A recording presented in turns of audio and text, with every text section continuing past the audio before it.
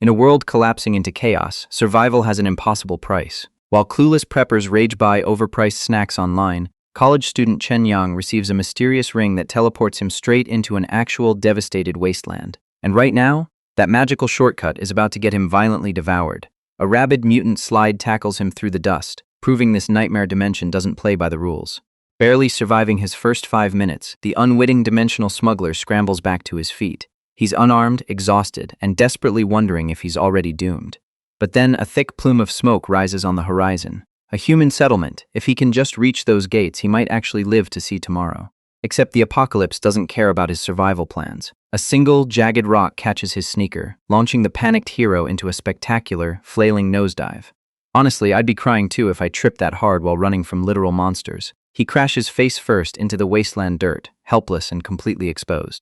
A towering infected lunges over him, its rotting jaw unhinging for a fatal bite. Chen screams, bitterly regretting his reckless transmigration. But before those filthy teeth can sink in, a massive muzzle flash rips across the sky. A high-caliber tracer round completely obliterates the mutant's skull, dropping its lifeless, oozing corpse right into our protagonist's lap. Without missing a beat, the unseen shooter racks the bolt. A rapid-fire barrage of surgical headshots cleanly wipes out the rest of the charging horde. Still clutching the headless monster on top of him, the terrified scavenger stammers out a desperate question. Is he actually saved? Heavy boots crunch against the sand as his savior approaches. A fierce, iron-blooded wasteland sniper glares down at the trembling rookie. She hefts her massive tech rifle, dryly asking just how long he plans on cuddling the infected. The reality check shatters his relief, leaving him acutely aware that he is aggressively spooning a dead zombie. Disgusted, Chen violently shoves the heavy, rotting corpse off his chest. Sweating bullets and gasping for breath, the rookie scrambles backward, turning to thank his rescuer. But his gratitude dies in his throat.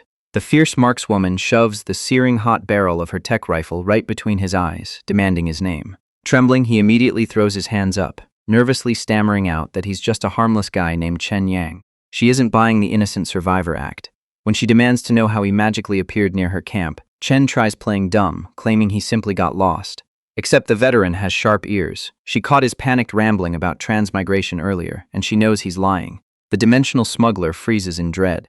Running out of patience, the sniper racks her heavy rifle. She is fully prepared to execute this suspicious intruder.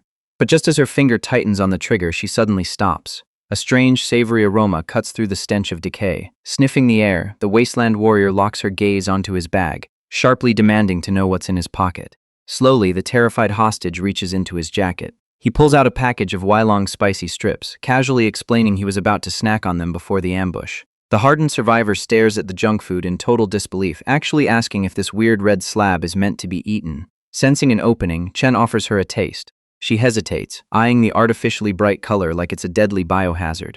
But her survival instincts are losing to absolute starvation. She hasn't scavenged a single scrap of food in 2 days, and honestly, who could say no to MSG in the apocalypse? Throwing caution away, the desperate markswoman snatches the package from his hands. Deciding to risk the poison, she takes a massive bite of the synthetic meat. Instantly, her chewing stops and her emerald eyes go dangerously wide. The artificial flavor bursts across her palate, sending a shockwave of absolute bliss through the starving veteran. Her cheeks flush a deep red as she frantically devours the cheap snack, overwhelmed by the miraculous taste of grease and heavy spices. Watching her desperate hunger, Chen smirks. His crazy gamble actually worked. In this deprived hellscape, a simple piece of synthetic meat is the ultimate weapon. See, this entire dimensional smuggling operation started just a few days ago. Back in modern reality, the exhausted corporate drone was abruptly fired from his dead-end job. Packing up his sad desk, the ruined civilian went home to open a cheap online delivery. He was just hoping for some comfort food, only to uncover a bizarre metal ring buried at the bottom of his junk food box. Slipping the mystery trinket onto his finger triggered a violent spatial anomaly, ripping the unwitting hostage entirely out of his apartment. The teleportation dumped him face first into the desolate ruins, right in the territory of a massive, bloodthirsty mutant rat. The grotesque beast immediately lunged for a fatal bite. Terrified out of his mind, the defenseless rookie shrieked for his life, desperately begging to go home. Talk about the ultimate bailout. The magic artifact responded instantly, yanking him straight out of the apocalypse and slamming him safely back onto his living room floor. Shaking off the dimension-hopping vertigo, the gears in his head rapidly turned. The unemployed scavenger quickly realized the terrifying power of his new toy. If that barren wasteland lacks basic survival resources, then pre-apocalypse snacks aren't just empty calories. They are the absolute highest form of hard currency. I mean, wouldn't you trade a literal gold bar for a decent meal if you were starving to death? Stepping confidently between the two realities, the ambitious merchant finalizes his master plan. By hauling pocket-change groceries across the spatial rift, he isn't just trying to scrape by. He's fully prepared to exploit this devastated dimension, building an unstoppable empire of unimaginable wealth. Snapping back to the present, the fierce veteran completely loses her mind over the cheap synthetic treat. Devouring the entire packet in seconds, she nervously apologizes for her total lack of self-control. The wealthy smuggler just smirks, casually tossing the starving girl another bright red bag like it's absolute pocket change. Sensing the perfect mark, Chen plays his winning hand. He claims to represent a powerful hidden organization that possesses endless food but desperately needs local wasteland resources. Hooked instantly by the prospect of real rations, the veteran eagerly volunteers as his local guide. Her demanded salary? A measly 15 spicy strips a month. The ambitious merchant strokes his chin, pretending to hesitate as he demands to know exactly who he's hiring. Snapping to attention, the sniper barks out that her name is Li Lu, fiercely defending her obvious gender when the rookie asks a stupid question. When she proudly claims to be 19 years old, the modern civilian immediately eyes her generous curves in total disbelief. How the hell did a starving apocalypse scavenger get so ridiculously well-nourished? Clearing his throat to hide a sudden blush, the rookie officially accepts her terms. Overjoyed by the absolute miracle of regular meals, the deadly warrior happily pledges her loyalty to her new boss. Talk about the easiest job interview in human history. But the cautious transmigrator has one final test. Staring the veteran down, he bluntly asks why she didn't just put a bullet in his head and steal the stash. Flashing a brilliant smile, Li Lu proves she is a remarkably smart investment. Why settle for one stolen meal when she can secure a lifetime of steady payouts? With their bizarre employment contract firmly sealed, the deadly guide shoulders her heavy tech rifle. Smirking at his stroke of absolute luck, the dimensional merchant follows her lead, marching straight toward the fortified survivor camp.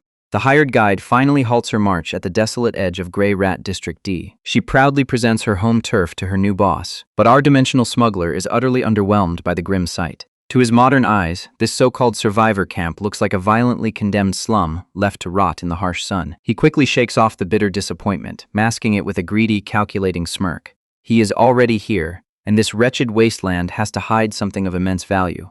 Time to hunt for treasure. Marching deeper into the dusty, blood-stained streets, the stark reality of the apocalypse hits him from all sides. Emaciated, ragged survivors track the newcomer's every step with hollow, dangerously desperate eyes. Does he look like a walking piece of meat to these starving locals? Noticing his tense shoulders, the crimson-haired sniper casually looks back to reassure her employer. She warns him not to sweat the heavy hostility suffocating the air. In a ruined world ruled by brutal scarcity, heavy paranoia is just the baseline for staying alive. They eventually stop outside a heavily fortified, rusted metal shed sitting quietly in the darkest corner of the slums. The wasteland veteran cheerfully invites him inside to rest his feet, instantly sparking a deeply inappropriate, expectant grin on the boss's face. A pretty girl's private sanctuary in the middle of nowhere. He's practically vibrating with excitement like a teenager crashing a prom. Then the heavy iron doors groan open to reveal the brutal truth. His romantic, soft-hearted delusions instantly shatter into a million jagged pieces. The dark interior is nothing but cracked concrete, peeling posters, and scavenged piles of absolute garbage. He forces a painfully polite smile, awkwardly stammering that her lifestyle is certainly modest as he perches on the edge of a filthy mattress. Honestly, I've seen cleaner dumpsters behind a cheap diner. Completely unbothered by her own squalor, the iron-blooded survivor happily pours him a steaming cup of precious, heavily rationed water. She fiercely defends her tiny, run-down district, confidently swearing she can track down absolutely any item he desires. Leaning in close enough to make the dimensional traveler blush like a tomato, she eagerly demands to know his exact price. What exactly does he want in exchange for his fresh food? He casually points a finger and requests some basic gold and silver. Her immediate reaction? Total, baffling confusion. The deadly sniper blatantly labels those precious metals as completely useless junk. Our smuggler's eyes widen as he nearly chokes on his own tongue. Back in his thriving modern world, that so-called junk easily trades for an insane $800 a single gram. She patiently explains that before the Great Cataclysm, those shiny rocks ruled everything, but you simply cannot eat gold when you are starving to death. Today, only hardcore barter keeps people breathing. Clean water, heavy rations, and lethal ammunition. Hearing this absolute goldmine of an economic loophole, Chen Yong lowers his head to hide a wickedly triumphant grin. He slowly unzips his heavy duffel bag, smoothly preaching about building long-term trust for their future trading empire.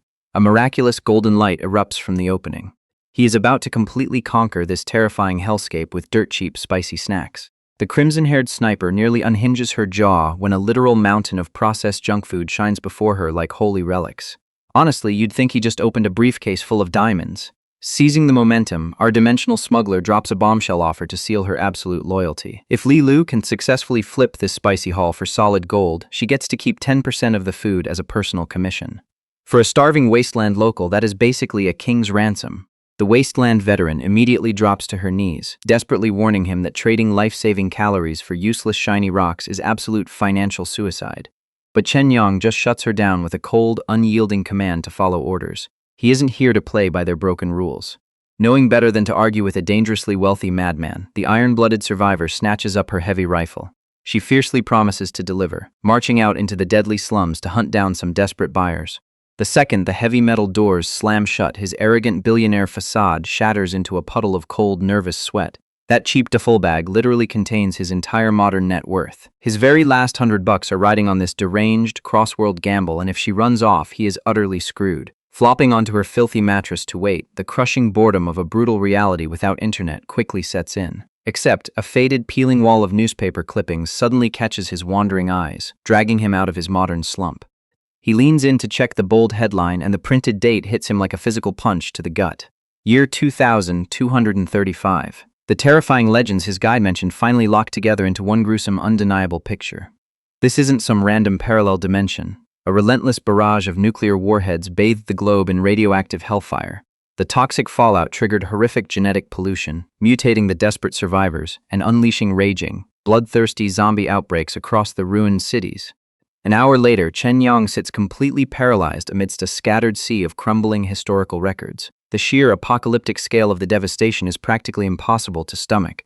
Who knew human history could end this violently? Tens of thousands of global nukes wiped out half the human race in a single blinding heartbeat. The resulting nuclear winter permanently shattered the planet's ecosystem, boiling the skies and scorching the earth to forge this brutal, unforgiving wasteland. The chilling, heavy truth finally settles deep into his bones. Our ambitious smuggler didn't teleport across the galaxy into an alien realm. He stepped 200 years straight into Earth's doomed, horrifying future. The gold he wants is just the forgotten trash of his own descendants. But before he can even begin to process the mind-bending reality of time travel, the rusted metal doors groan open. Someone is coming back, and they might not be alone. Chen Yang braces himself, but instead of raiders, his hired guide struts through the doors with a triumphant grin. She drops his duffel bag onto the cracked concrete with a heavy thud. For a wasteland veteran, this mission was an absolute breeze. She casually reports that since shiny metals are entirely useless here, she practically swept the local survivor camp clean without a single fight. Our dimensional smuggler scrambles forward, holding his breath as his hands grab the zipper. He rips it open, and a blinding yellow glow floods the dingy shack. The bag is stuffed to the brim with massive, solid gold bars. His apocalyptic dread evaporates instantly, replaced by raw, unhinged capitalist glee. He just traded cheap junk food for a mountain of unimaginable wealth. With a maniacal grin, he stares down at his newly minted empire. Who cares if this is Earth's doomed future? He is going to be obscenely rich. The dimensional smuggler is practically vibrating with greed, clutching a solid gold bar like it's his absolute salvation. To this opportunistic merchant, the blood-soaked apocalypse is no longer a nightmare of survival. It's an exclusive VIP ticket to unfathomable wealth. He strokes the cold metal, completely drunk on the sheer magnitude of his unbelievable haul. His premature victory lap is abruptly cut short. Because his highly processed modern snacks are considered priceless luxuries here, Li Lu actively traded the surplus for something far more critical than shiny metal. Presenting a glowing, high-purity Tier 1 enhancement serum, the veteran survivor casually appends his entire perspective on post-apocalyptic economics. You're obviously just a normal person. Staring him down with lethal veteran eyes, she points out that his scrawny, unenhanced body is a walking death sentence against mutated zombies. Tossing the heavy vial into his hands, she warns that pure luck simply won't save him forever. Sweating bullets at this sudden, terrifying reality check, the dimensional smuggler frantically fabricates a desperate cover story. Honestly, what a shameless liar. He nervously boasts about a massive, heavily armed secret organization backing his every move, then hastily zips up the heavy duffel bag and flees before his ridiculous bluff completely unravels. As the seemingly defenseless man casually strolls out into the lethal ruins alone, the red-haired sniper intently watches his retreating back. She instantly sees through his ridiculous bluff, well aware that wandering this apocalyptic wasteland solo without any backup is a guaranteed death sentence. He is definitely hiding something absolutely huge. In a brutal, unforgiving world ruled by scarcity and fear, who doesn't have a few dirty secrets buried in the rubble. Pulling out a packet of his highly processed latiao, she eagerly bites into the spicy, oily goodness. As long as this mysterious merchant keeps providing this unbelievably delicious junk food, his dark past is none of her business. Oblivious to her razor-sharp deduction, Chen Yang carefully navigates the crumbling, monster-infested streets until he finally secures a completely isolated blind spot. He triggers his mysterious ring. Reality violently shatters into a blinding curtain of digital static, ripping him out of the desperate future and dropping him safely onto his modern apartment floor. He hits the ground with a heavy thud, suddenly struck by a massive spike of dread. What if this was all just a stress-induced hallucination? Trembling like a desperate addict, he tears the heavy canvas zipper open, praying the physical loot transferred with him. "The gold is still here!" he screams in unhinged, visceral triumph. His frantic mind immediately races with wild dollar signs and elaborate, highly lucrative new exit strategies. All he needs is a discreet underground buyer to quietly liquidate this post-apocalyptic loot, permanently ending his pathetic days of scraping by. He already pictures a life drowning in absolute luxury, entirely unaware that dumping this untraceable fortune into the modern economy will inevitably attract a terrifying new predator. Chen Yang's feverish victory high quickly crashes into cold, hard logic. Dumping a literal mountain of untraceable apocalyptic gold into the modern market all at once is a guaranteed one-way ticket to a government black site. He needs to launder this fortune slowly. Shoving the bulky canvas bag deep under his bed, the aspiring merchant shifts his focus from shiny metal to his absolute most vital asset. He grips the cold, glowing vial of enhancement serum, Li Lu's brutal warning still ringing in his ears. His frail, unconditioned modern body is a massive liability over there. Against a standard mutated zombie, he wouldn't even last 5 seconds. If he wants to keep playing this highly lucrative, wildly dangerous smuggling game, leveling up is absolutely mandatory. Gulping nervously, he realizes there is no turning back. Cursing the complete lack of a user manual, he grits his teeth and jams the futuristic auto-injector straight into his forearm. The thick blue gel rapidly drains into his veins, prompting him to drop the empty device and brace for a massive impact. Instead, the quiet apartment remains completely undisturbed. He checks his hands, thoroughly underwhelmed. Did he just inject a worthless dud? That premature disappointment quickly proves to be a terrible mistake. A deafening, thunderous heartbeat echoes in his ears, entirely overriding his normal senses as his vision flares a blinding red. The empty glass cylinder shatters into fragments when his grip involuntarily tightens with terrifying new strength. An explosive wave of raw, burning energy ruthlessly hijacks his central nervous system. The dimensional smuggler crashes to the floorboards, screaming as the apocalyptic serum finally goes to work. This isn't some gentle, magical fantasy awakening. It is a brutal, excruciating biological override. He thrashes helplessly as the volatile chemical agent actively tears every single muscle fiber to shreds, aggressively mutating and rebuilding his entire anatomy in real time. It literally feels like his veins are pumping molten lead. He punches the ground in sheer desperation, enduring relentless minutes of absolute physiological hell. Just when he thinks his heart will actually explode, the brutal mutation finally stabilizes. A trembling, sweat-slicked hand slams down onto his wooden desk as he slowly hauls himself upright. The scrawny, defenseless slacker has been entirely erased. Evolving through the sheer torment, he now possesses a thickly corded, weaponized physique built to conquer the wasteland. The sheer, agonizing fire in his veins finally burns out, leaving behind a completely unrecognizable silhouette. Gasping for air, the dimensional merchant stares into the bathroom mirror. He is absolutely speechless. This isn't just a minor cosmetic upgrade. The brutal apocalyptic serum has aggressively packed his frail frame with dense, heavily corded muscle that easily rivals a professional heavyweight champion. He flexes his arms, reveling in the massive surge of raw, kinetic energy now coursing through his biological system. Honestly, the opportunistic smuggler is just thrilled his hair didn't instantly fall out in exchange for this ridiculous physical power. Posing like an absolute meathead, his greedy imagination immediately runs wild. If a dirt-cheap, lowest-grade enhancement vial from the wasteland grants this much explosive strength, securing a high-tier formula might actually turn him into an unstoppable city-leveling juggernaut. He is more determined than ever to bleed that broken future dry. His delusional power fantasy is suddenly cut short by a frantic knocking echoing from the front door. Striding across the apartment, the newly forged powerhouse swings it wide open to find his struggling actress roommate stumbling inside.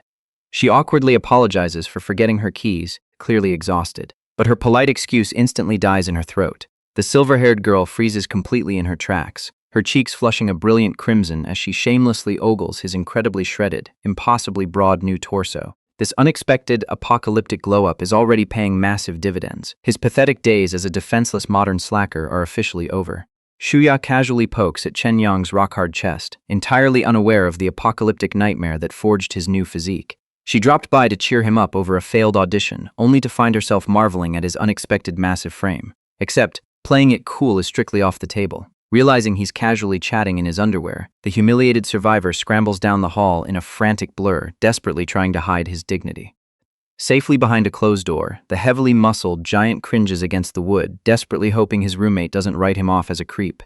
Still, a little awkwardness is nothing compared to what's waiting for him. A massive stack of solid gold bars sits right under his bare feet. The apocalypse might be a wasteland of death, but it pays incredibly well. Liquidating this scavenged fortune is his only priority right now. Out on the bustling city streets, the dense bag of bullion should be crippling to carry, yet the weight feels virtually non-existent on his broad shoulders. The Tier 1 enhancement serum is actively rewriting his biological limits. Who needs binoculars when your own eyes are weaponized? His golden irises flare with intense focus. Across a massive urban intersection, his vision effortlessly zooms past the traffic. He casually reads a grocery store discount sign from hundreds of meters away. The upgrades don't stop at superhuman sight. The hushed, scandalous whispers of two elderly women gossiping down the block drift into his ears with pinpoint clarity. A confident grin stretches across the smuggler's face as he registers the comprehensive physical boost.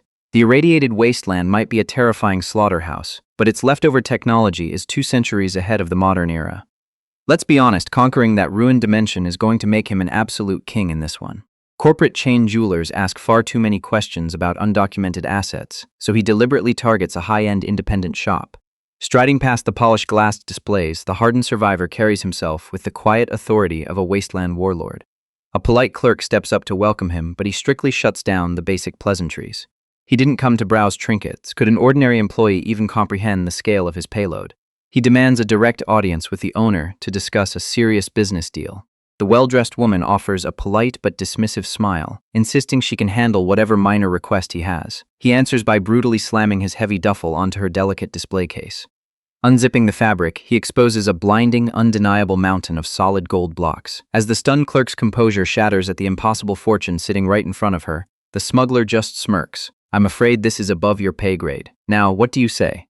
The deeply flustered employee completely abandons her polite corporate facade, frantically scrambling to escort this terrifying heavy hitter out of the public storefront. She practically sprints down the hallway, leading him straight into a secure private VIP meeting room.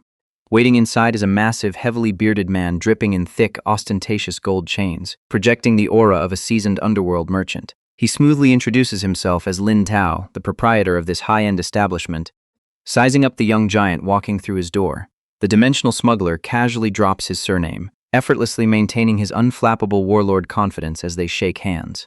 Surviving a death world builds serious character. Dealing with a modern businessman is absolute child's play. Staring down the blinding mountain of unmarked bullion resting haphazardly on his coffee table, the veteran shop owner struggles to mask his overwhelming greed. He assumes a strictly professional tone, cautiously probing to confirm if the young man is seriously looking to liquidate the entire payload in one go. The hardened survivor simply smirks. He settles into a plush leather sofa with the casual arrogance of a king holding all the cards. Handling a black market transaction of this absurd magnitude requires rigorous authentication, and Lin Tao politely requests permission to run a comprehensive purity test on the unbranded stock. Lounging back with a steaming cup of freshly poured tea, the smuggler openly gestures for the burly merchant to go wild. There isn't a single trace of anxiety on the augmented human's face as he calmly sips his drink. Why would there be? In the scorched wastelands of the apocalypse, glittering metals are literally worthless garbage compared to a clean bottle of water or a stale pack of spicy strips. No desperate scavenger would ever waste precious calories trying to counterfeit something you can't even eat. The heavy silence is shattered when the electronic scanner violently beeps, flashing a mathematically impossible 99.99% purity reading. The stunned jeweler gapes at the digital display. His entire professional composure crumbles in an instant. Desperate to secure the deal, Lin Tao hurriedly offers a premium buyout rate of 400 yuan per gram. A sharp, violent crack abruptly echoes through the quiet meeting room. The smuggler's terrifying, superhuman grip accidentally fractures his ceramic teacup. He just hit the ultimate jackpot. His biologically enhanced brain calculates the raw financial math at absolute lightning speed. With each solid block weighing a full kilogram, this tiny, insignificant fraction of his scavenged hoard totals out to a staggering 1.2 million yuan. A blinding vision of cascading $100 bills completely overrides his enhanced sight. Staring through a mental hurricane of endless cash, the newly minted millionaire desperately struggles to suppress a manic, predatory grin. Forget climbing the corporate ladder or grinding out miserable acting auditions. Conquering a ruined dimension of blood and dust is about to make him the richest man alive. Back in the VIP room, the financial tension is incredibly thick. The burly shop owner isn't handing over a mountain of cash without squeezing his target first, demanding an official receipt to probe for weakness in the transaction.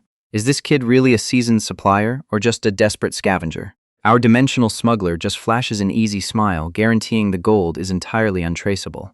But the jeweler isn't buying the calm act, emphasizing the immense risk of absorbing an undocumented haul. To hammer the point home, the veteran merchant violently slams his glass down, splintering the fragile porcelain.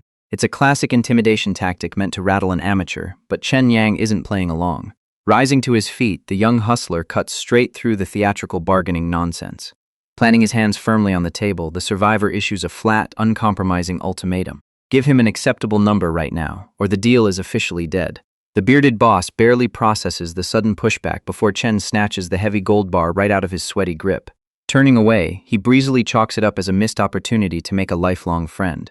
The bold bluff works flawlessly, instantly melting Lindau's tough guy facade into sheer, undisguised panic. Desperate to keep the pristine metals, the owner desperately backpedals and locks the price at 280 per gram.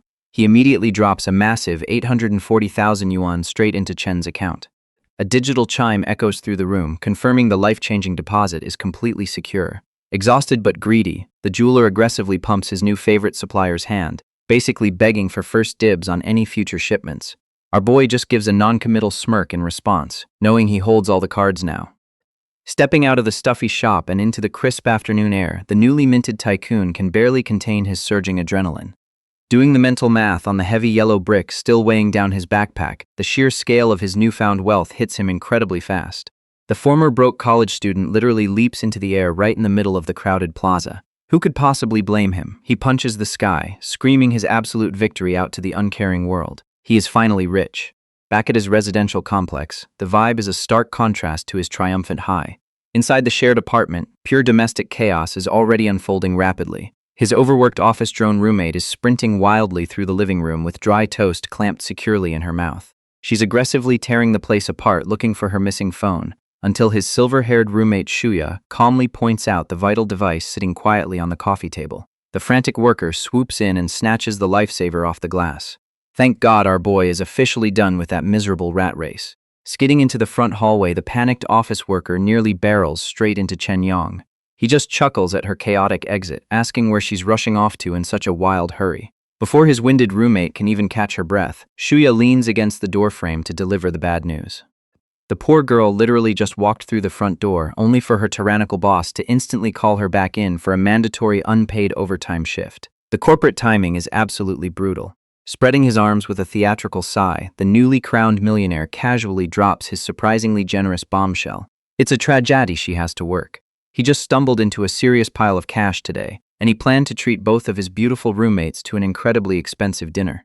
The girl's eyes practically fill with angry tears at the absolute injustice, furiously demanding that Shuya eat her entire share of the luxury meal to spite the universe. But as the elevator finally arrives, the bespectacled worker whips around for one final, highly aggressive warning. She strictly forbids the smuggler from making any slick moves on Shuya while she is trapped at the office. As the exhausted office worker bolts out the front door with a strained laugh, the shared apartment finally falls quiet. It is just the dimensional smuggler and his stunning silver-haired roommate left standing in the hallway.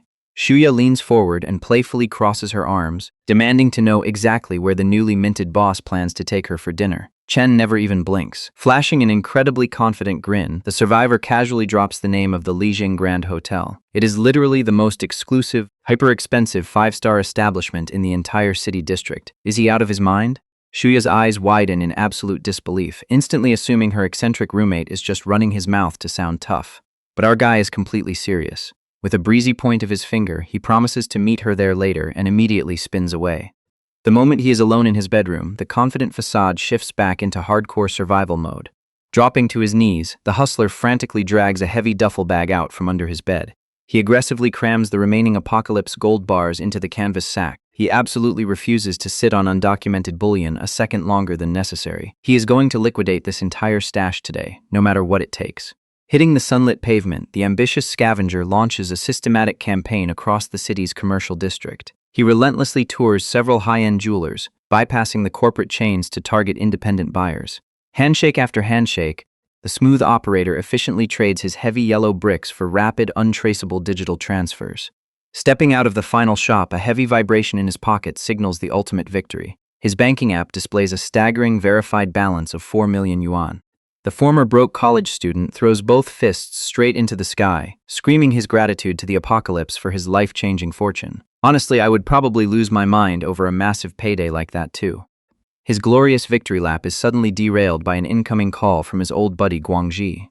The hard-working graphic designer is currently chained to his corporate desk, grinding through another miserable shift. Strutting down the street, Chen answers with a cocky, arrogant greeting, expecting some casual banter. Instead, his friend is dead serious. Guangxi gently asks why the hustler hid the devastating news of losing his job. He even generously offers to wire over his own hard-earned savings just to keep Chen from getting evicted. The unexpected pity completely derails the millionaire's momentum, freezing him dead in his tracks on the empty sidewalk. Quickly recovering his swagger, Chen bursts into laughter and waves off the desperate charity offer. He loudly brags that his bank account is currently overflowing with cash, so rent is the least of his worries. A second later, his confident smile vanishes completely. How the hell did the humiliating news of his termination spread so fast? Guangxi hesitates nervously over his drawing tablet before dropping a brutal emotional bombshell. The intel didn't come from their old corporate office. It was secretly passed along by Chen's estranged ex-girlfriend, Feng Jia, who claimed she couldn't face calling him directly. The sudden ghost of his past crushes the smuggler's triumphant high, leaving him paralyzed with shock. Over the phone, his buddy Guangxi drops a massive bombshell. Turns out the ex-girlfriend only dumped him because her greedy mother demanded a wealthy son-in-law who could buy real estate in the capital. Naturally, this only reinforces Chen's desire to stay single forever. But the real problem is who has been feeding them information. That spoiled rich brat, Jiang Jinglong. The arrogant heir didn't just steal the girl. He actually bought out the smuggler's old company just to personally order his immediate termination. The dimensional traveler erupts in a literal aura of burning fury. Fine, so that's how it is. Seeing his buddy lose his mind, the bespectacled designer begs him to stay calm and avoid doing anything reckless. The furious youth instantly dials it back, extinguishing his fiery aura to act perfectly innocent. Does he look like the kind of guy who loses control? Not at all. He assures his friend there is absolutely nothing to worry about. Believing the lie, his relieved friend happily hangs up. Except his problems are only just beginning. The second the call ends, Chen's fake smile vanishes. He clenches his fist, cursing the wealthy scumbag under his breath and vowing to make him pay for the sabotage. Too bad vengeance has to wait. Glancing at the sunset sky, panic sets in. He realizes he's completely late for his luxury hotel reservation. Sprinting down the twilight streets like a madman, the newly wealthy survivor barely makes it to the high-end venue. The guy just liquidated 4 million yuan in solid gold, but he's sweating like a teenager on prom night. He paces nervously outside the grand entrance, scanning the empty pavement as luxury cars roll by. Where's his silver-haired roommate? He hopes she didn't get lost. A sleek black car pulls up to the curb, and a pair of elegant heels steps out. The smuggler's jaw practically hits the pavement. Shuya emerges, looking absolutely stunning in a fitted black dress and a chic pink blazer. She's completely unrecognizable from the casual girl at home. It isn't just him either. Every passing guy on the street instantly turns into a drooling, starry-eyed mess at the sight of her. The wasteland veteran is completely paralyzed, unable to look away. He bashfully rubs his cheek, admitting they've lived together for 3 months, yet he never realized she was this incredibly gorgeous. Shuya flashes a dazzling, confident smile. She only dressed up this nicely so her generous host wouldn't lose face at such a fancy restaurant. Without warning, the beauty links arms with him. The bold move catches the survivor totally off guard, dragging the heavily blushing smuggler through the front doors. Inside the upscale venue, the silver-haired roommate playfully teases the nervous smuggler, reminding him to just act natural. Honestly, I'd be sweating, too. Soon they're seated overlooking the dazzling city skyline. The waiter hands over the menus, except as the beautiful guest opens hers, she instantly chokes on the absurd prices.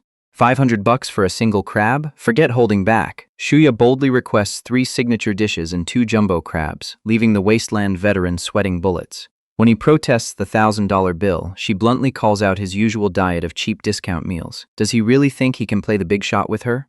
Trapped, the newly minted millionaire quickly spins a believable lie.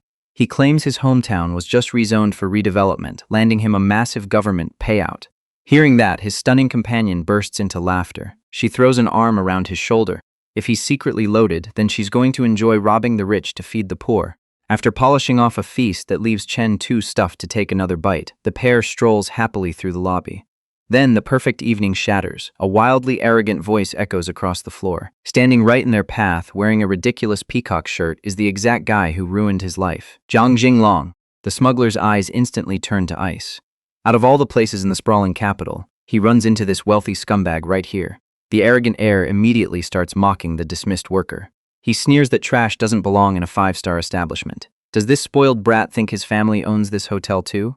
The peacock-shirted rival just smirks, proudly confirming he bought out the company just to get Chen fired. His mocking grin falters the second he spots Shuya. The wealthy creep practically drools over the gorgeous woman.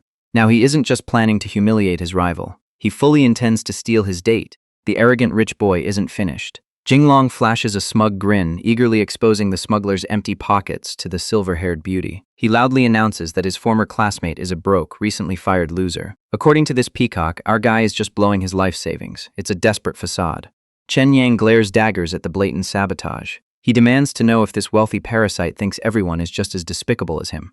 Except, his stunning date doesn't need rescuing. Shuya flashes a dangerously calm smile, questioning his supposed good intentions.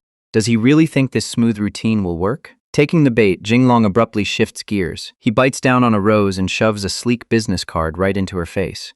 He offers her a lucrative brand ambassador gig. The rejection is instant. Shuya casually swats the gold-trimmed card away.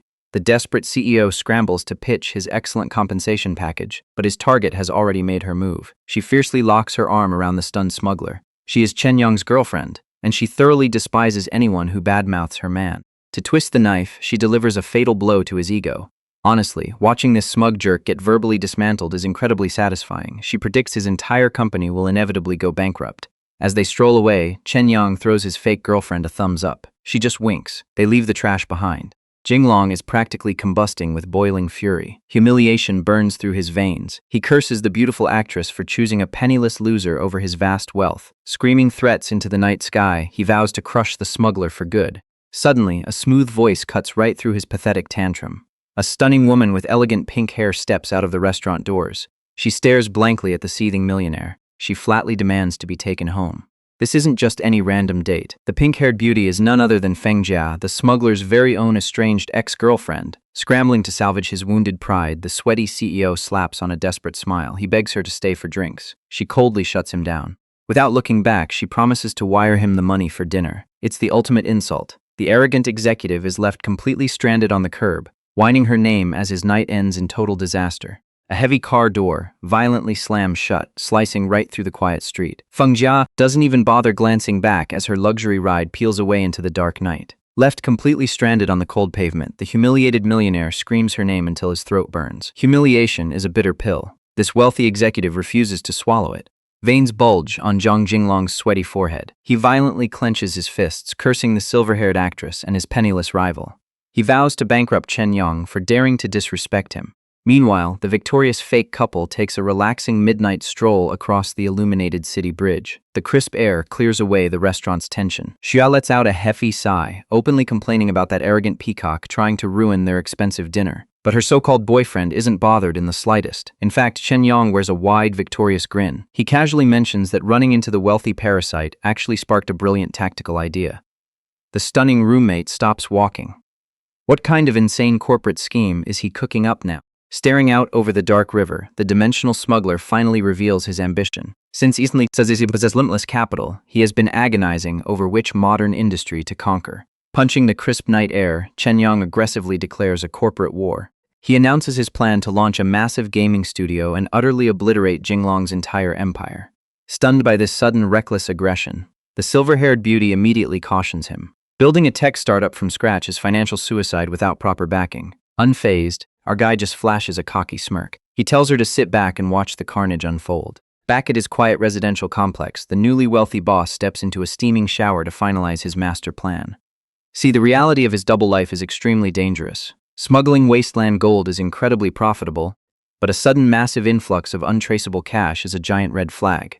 If he just keeps dumping mysterious bricks of solid gold into the modern market, the authorities will inevitably launch a devastating criminal investigation. The tax agencies will tear his life apart. Honestly, nobody wants to mess with auditors. To survive, he desperately needs a massive, legitimate corporate front to perfectly wash his apocalyptic income.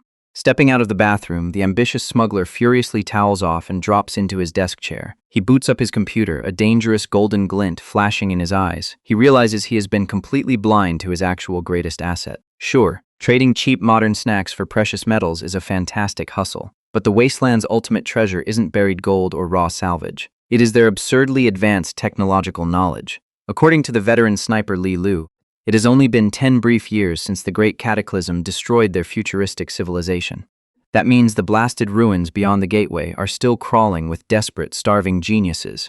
If he searches the survivor camps carefully, he can easily round up world-class programmers, digital architects, and elite scientists. In the modern world, top-tier developers demand massive salaries, stock options, and luxurious benefits. But over in the apocalypse, he can literally hire the greatest minds of a doomed futuristic generation for just 15 measly packs of spicy strips a month. Using 200 years of advanced technological superiority to code a next-generation video game won't just dominate the modern market. It will effortlessly crush his arrogant rival into absolute dust. Back in his apartment, the dimensional smuggler hangs up his phone with a deeply satisfied smirk, his front operation officially in motion. The gaming company's registration is handled, yet a shiny new corporate shell is completely useless without an actual workforce. He needs to hire employees fast, which means another dangerous trip for apocalyptic gold. Hitting the local supermarket, Chen Yang quickly overhauls his tactical approach to avoid a deadly rookie mistake. All it takes is one eagle-eyed wasteland veteran spotting a fresh 2025 production date on a brightly colored bag of chips, and his secret is utterly blown. A careless detail like that would bring entire mercenary armies down on his head. Ditching the snack aisle, he pushes his cart to the meat counter. The overly friendly clerk leans in to ask what the handsome customer wants, entirely unprepared for the absurdity coming her way. Chen Yang doesn't blink as he demands 50 pounds of raw pork on the spot. The unhinged request completely shatters the butcher's customer service smile, her jaw dropping as if he just asked to buy a live dinosaur.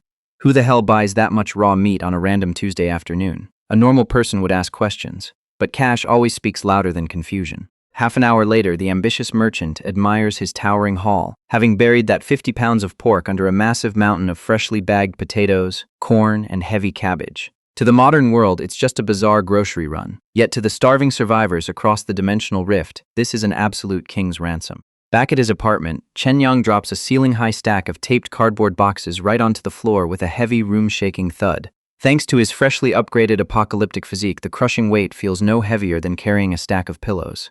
The manual labor is easy, leaving his mind free to worry. Hauling a few dozen pounds of supplies by hand works for a solo act, except physically transporting enough food to feed hundreds of future tech experts will be impossible. His mounting anxiety is violently interrupted when the mysterious silver ring suddenly flares to life. A blinding flash of golden energy erupts from the jewelry, instantly swallowing the towering stack of rations into a spatial void. The blinding light fades, leaving Chen Yang staring at completely empty space. Did he just destroy his entire corporate startup fund? He checks the glowing silver band on his finger, a wild tactical theory forming in his head. Concentrating hard, his consciousness links directly with the jewelry, pulling his mind into a massive emerald void. There, floating in perfect stasis, sits his towering stack of cardboard boxes. Uncontrollable adrenaline floods his upgraded veins. He isn't just a dimensional traveler anymore. He's a walking, breathing cargo ship. Testing his newfound arsenal, the smuggler barks out a loud command to summon the goods. Instantly, the heavy rations crash back onto his living room floor in a pillar of blinding golden light. Who needs delivery trucks when you have a reality-bending artifact? A swift command to store the goods sends the massive haul vanishing back into the void, confirming his ultimate logistical cheat code. This spatial inventory solves every single transport nightmare he faced. Throwing all dignity right out the window, the ecstatic merchant practically kisses the cold metal, praising its absolutely impeccable service. With his invisible inventory locked and loaded, the ambitious boss raises his hand high, officially declaring his return to the ruined world. The comfortable modern apartment dissolves into violent static as the rift tears reality apart. Next stop, the wasteland. Seconds later, his boots touch down heavily in the dusty, irradiated slums of the apocalyptic timeline. He quickly summons a small, manageable stack of rations into an abandoned alleyway, his survival instincts instantly overriding his excitement. Walking through a starving settlement like a magical bottomless pit is a guaranteed death sentence. To avoid painting a massive target on his own back, he knows he must play the part of a struggling manual laborer when finding his guide. Elsewhere in the ruins, his hired muscle is having a literal religious experience. Carefully tearing open a cheap, brightly colored plastic packet, Li Lu dips her trembling fingers into the greasy, chili-soaked depths of a modern snack. To a hardened survivor raised on roach paste and despair, that artificial red spicy oil might as well be authentic liquid gold. It's a complete sensory overload. The iron-blooded wasteland sniper blissfully sucks the spicy grease right off her skin. Her eyes slide shut as the artificial flavor explosion completely rewrites her brain chemistry. The veteran's usual lethal edge melts away into shameless, unhinged desperation. Sitting in the dirt like a helpless addict, she openly begs the empty room for just one more bag of heaven. The iron-blooded wasteland sniper suddenly snaps out of her spicy snack delirium, sheer panic instantly replacing her blissful cravings. Staring down at the precious sealed food in her dirty hands, a horrifying tactical realization hits her like a high-caliber sniper round. This isn't just a tasty treat to be inhaled. It's top-tier, non-perishable survival gear. Food this pure could keep a survivor alive for weeks. And Chen Yang just traded these life-saving rations for a backpack full of utterly useless gold. Any apocalyptic syndicate wealthy enough to possess such pristine food reserves would absolutely slaughter a scout who wasted it. Convinced her mysterious backer is currently screaming in an underground torture chair, Li Lu's spirit literally leaves her body. So much for escaping the slums. Her one-way ticket to paradise is dead. Her dramatic despair is violently interrupted when the rusty metal doors kick open in a blinding halo of afternoon light. The supposedly doomed smuggler stumbles inside, barking at her to hurry up and help him carry a towering stack of taped boxes. Seeing her golden goose alive and completely unharmed, the desperate veteran launches herself across the dusty room like a heat-seeking missile. The reckless flying tackle sends both of them crashing hard into the dirt, the brutal impact ripping the heavy cardboard cargo wide open. Pinning the merchant to the floor, Li Lu completely loses her hardened wasteland edge, bursting into pathetic, messy tears. Between wet sobs, she frantically warns Chen Yang that his powerful faction will execute him for trading a priceless enhancement serum for mere heavy rocks. Seriously, how the hell is a lethal apocalyptic killer this ridiculously dramatic over a grocery run? Amused by her absolute, unhinged loyalty, Chen Yang gently pats the crying veteran's head to calm her down. He smoothly lies right through his teeth, assuring the sniper that his high rank in the Shadow Organization makes him completely untouchable. The gold trade was a calculated strategic victory, not a foolish loss. With the fake crisis completely averted, the dimensional boss orders his frantic guide to start cleaning up their sprawling mess. Li Lu scrambles to gather the spilled cargo, only to freeze like a statue as her trembling hands brush against cold, crisp leaves. Lifting a massive, perfectly green cabbage directly into the sunlight, the sniper's brain completely short-circuits. Forget processed artificial snacks. These are fresh, unmutated vegetables. She screams in utter disbelief, entirely horrified that his mysterious organization possesses the godlike agricultural technology to cultivate real, pristine crops in a totally dead world. The hardened sniper is absolutely losing her mind over a single head of cabbage. See, after the great cataclysm completely irradiated the earth, fresh greens became a legendary myth. Now she's bawling over a leafy vegetable like a lottery winner. The dimensional smuggler just rubs his temples and sighs, casually telling her to keep it if she's going to cry that much. That simple handout hits the iron-blooded survivor like a freight train. She clutches the cabbage, her face flushing a deep crimson as she stammers in pure, overwhelming disbelief. Her wasteland pride refuses to let her take the easy way out. Dropping to her knees and cradling the leafy treasure against her chest, the redhead completely rejects the charity. She declares the food is far too priceless, stubbornly insisting she will only ever accept the exact payment she's rightfully earned. Chen Yang just stares at her with completely dead eyes. Did this deadly mercenary seriously just hit him with the classic good person rejection card over a side salad? Instead of arguing with her stubbornness, our smuggler gets back to tearing open cardboard boxes. He casually drags out a massive vacuum-sealed slab of premium raw meat, noting that this haul will fill her stomach much better than a sad diet of spicy strips. But in this ruined world, charity is a death sentence. His smile turns dangerously sharp as he demands top-tier service in exchange for the luxury feast. The sniper instantly flushes bright red, practically vibrating, as she eagerly pledges to do whatever it takes to completely satisfy him.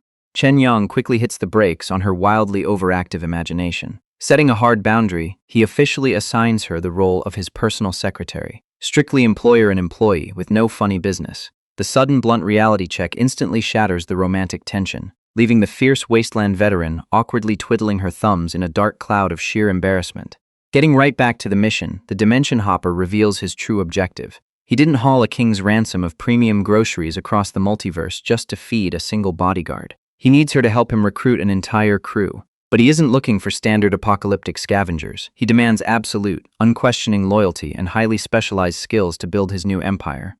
His newly appointed secretary instantly knows exactly where to cast their net. She points him toward Grey Rat Town, a massive nearby settlement packing over 10,000 desperate survivors who would sell their souls for a single meal.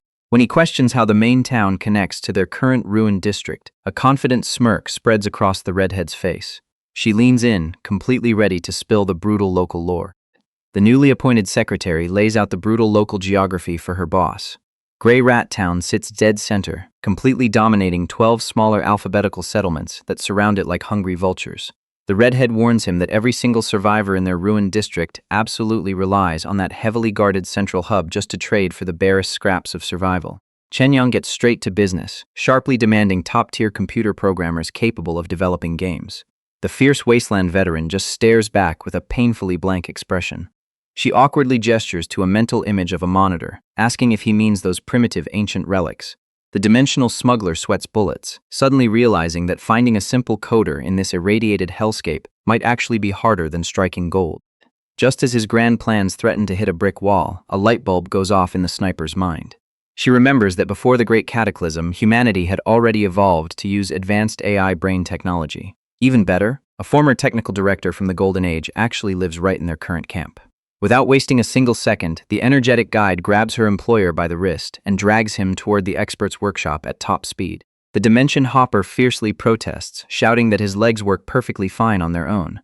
As they finally slow down and stroll through the dusty, ruined streets, he notices a bizarre lack of security. Why does nobody lock their doors? Lilu casually explains that extreme poverty is the ultimate theft deterrent. In this harsh reality, survival demands absolute unity. Anyone stupid enough to steal is permanently exiled to rot in the monster-infested wastelands. They arrive outside a heavily battered concrete building, completely silent from the street level. But as Lilu confidently announces they've found their target, a horrifying rhythmic chopping sound echoes from the dark depths inside. A massive, terrifying silhouette violently brings down a heavy axe, gleefully chanting about chopping up delicious fresh meat. Thick crimson blood violently splatters against the room's walls with a sickening, bone-crushing thud. Are they walking straight into a cannibal's slaughterhouse? Completely oblivious to the massive red flags, the secretary cheerfully steps inside and calls out for Uncle Wei. A terrified shriek echoes from the shadows before the so-called scientist steps into the light. The crazed old man greets them with a totally maniacal grin, his wild eyes glowing as he grips a dripping bloody axe. He proudly announces he just butchered a phenomenally fat catch, eagerly offering to hack off the hind legs for his guests. Lilu cheerfully plays along with the deranged butcher, loudly praising his latest catch. But the dimensional smuggler is absolutely horrified by the unfolding scene. What on earth are they talking about? The delicious fresh meat the old man just slaughtered isn't pork or beef.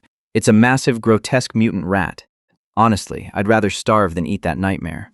Chen Yang stares at the bleeding carcass, his stomach doing a violent flip. Completely unfazed by his disgust, the redhead casually explains that aside from rotting zombies, these half-meter rodents are actually the wasteland's primary protein source.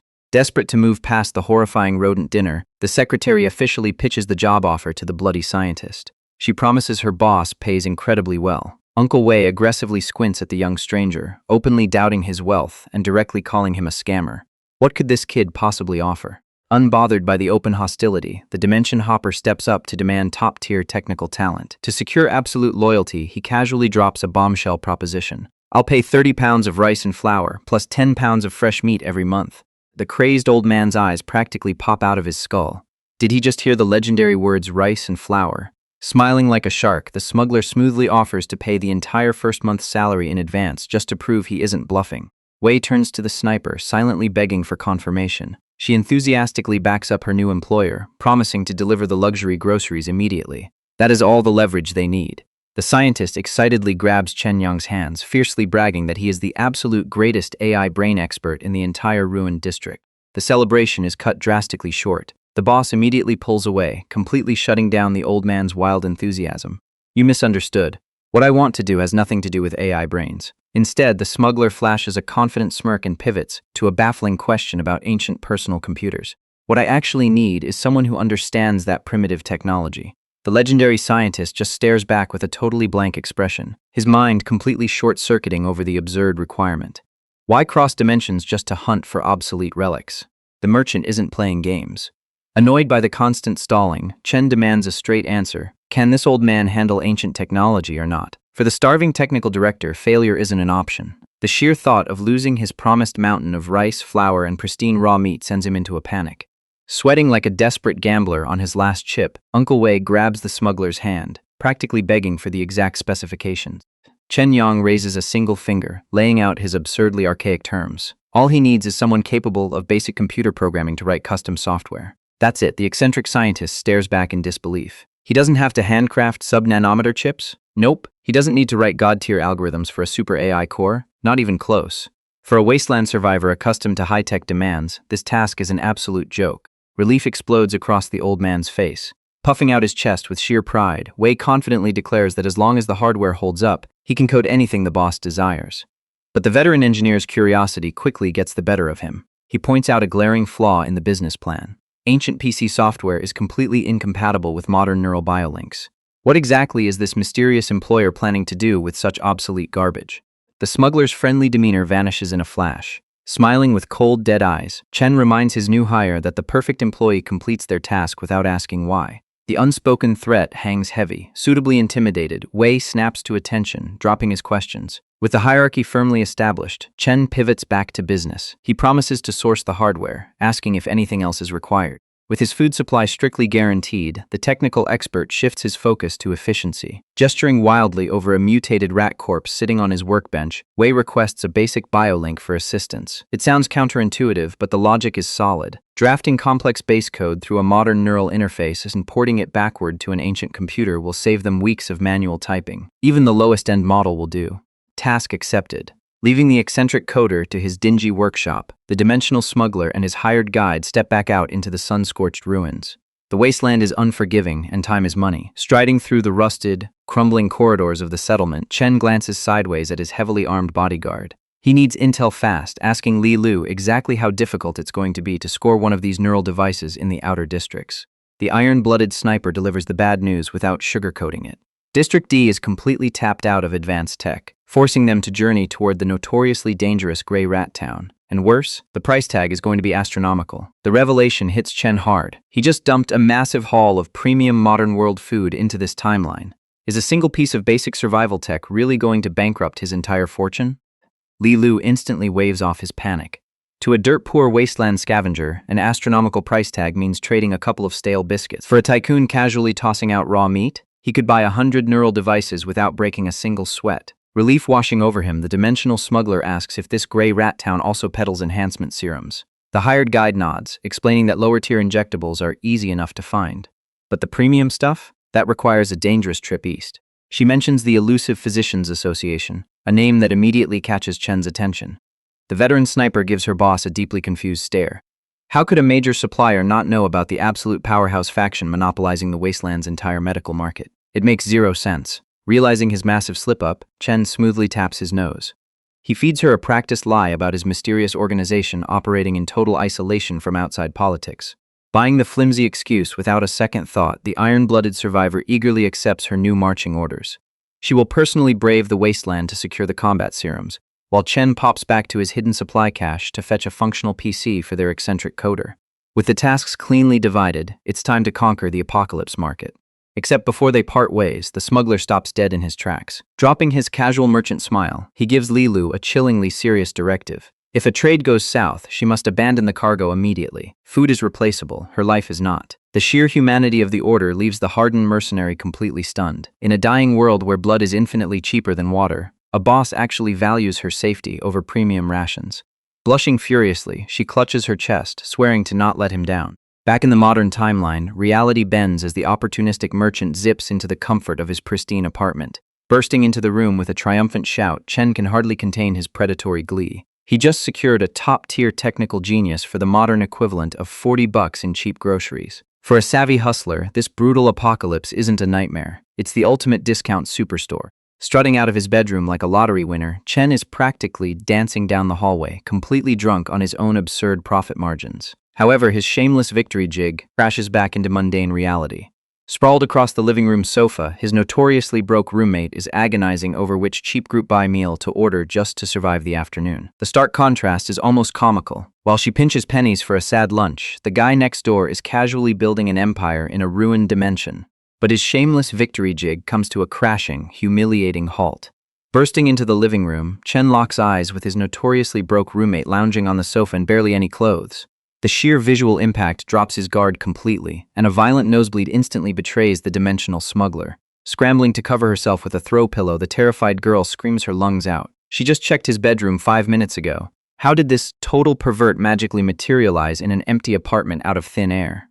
Caught completely off guard by his own portal mechanics, the opportunistic merchant sweats bullets. He quickly falls back on a horribly flimsy lie. Wiping away his crimson shame, he swears he was hiding in his room the entire time. It is a terrible excuse, but he isn't sticking around to face the interrogation. Promising to buy her a massive dinner as an apology, Chen absolutely sprints for the front door. Left utterly bewildered in his wake, his silver-haired roommate can only scoff at the cowardly pig's hasty retreat. Back out on the sunlit streets, the savvy hustler breathes a heavy sigh of relief. Honestly, surviving mutant rats is way easier than dealing with an angry woman. He needs to shift his focus back to building his apocalypse empire. For his eccentric wasteland coder to draft basic software, Chen has to source a functional, low-tech laptop. Luckily, he knows exactly who to exploit for a friendly discount. Remembering that his struggling roommate works part-time at a local tech hub to make ends meet, he marches straight toward the premium electronics market. Except, scoring a cheap rig isn't going to be a simple transaction. Stepping into the sleek, high-end computer shop, Chen is immediately greeted by a distinctly infuriating sight. A sleazy, heavyweight customer is leaning aggressively over the main counter, boldly propositioning the desperate salesgirl for some extremely questionable nighttime services. Glaring absolute daggers at the creep, Shuya refuses to back down. She fiercely reminds the wealthy predator that this store only sells hardware, and her dignity isn't on the damn menu. Shuya's customer service patience is utterly flatlining. The oversized creep leaning over her display counter keeps pushing for extra services that definitely aren't on the store's electronics menu. But before the silver-haired salesgirl can finally snap and risk her job, a familiar voice cuts through the tension. The dimensional smuggler strolls onto the floor, casually waving to pull her away from the hostile interaction. She darts over to Chen Yang, blowing out a massive breath of relief. That heavy-set sleazeball was driving her up the freaking wall, and she wastes absolutely no time venting to her roommate. The smuggler just flashes a knowing smirk. He leans against the counter, asking if the guy was just bargaining way too hard over a cheap motherboard. Haggling? Not even close. The entitled creep is only buying an 8,000 yuan budget rig, yet he genuinely thinks that buys him a drinking date tonight. She crosses her arms, thoroughly disgusted, but then her eyes narrow suspiciously at her savior. Why is he actually here? She practically dares him to admit he came just to watch her suffer through retail hell. He taps the glass display case with a grin. He's here to build a beast of a machine for his brand new gaming startup, and he isn't playing around. He demands their absolute top-tier setup. The smuggler wants the monstrous RTX 5090 and every premium component they have in the vault.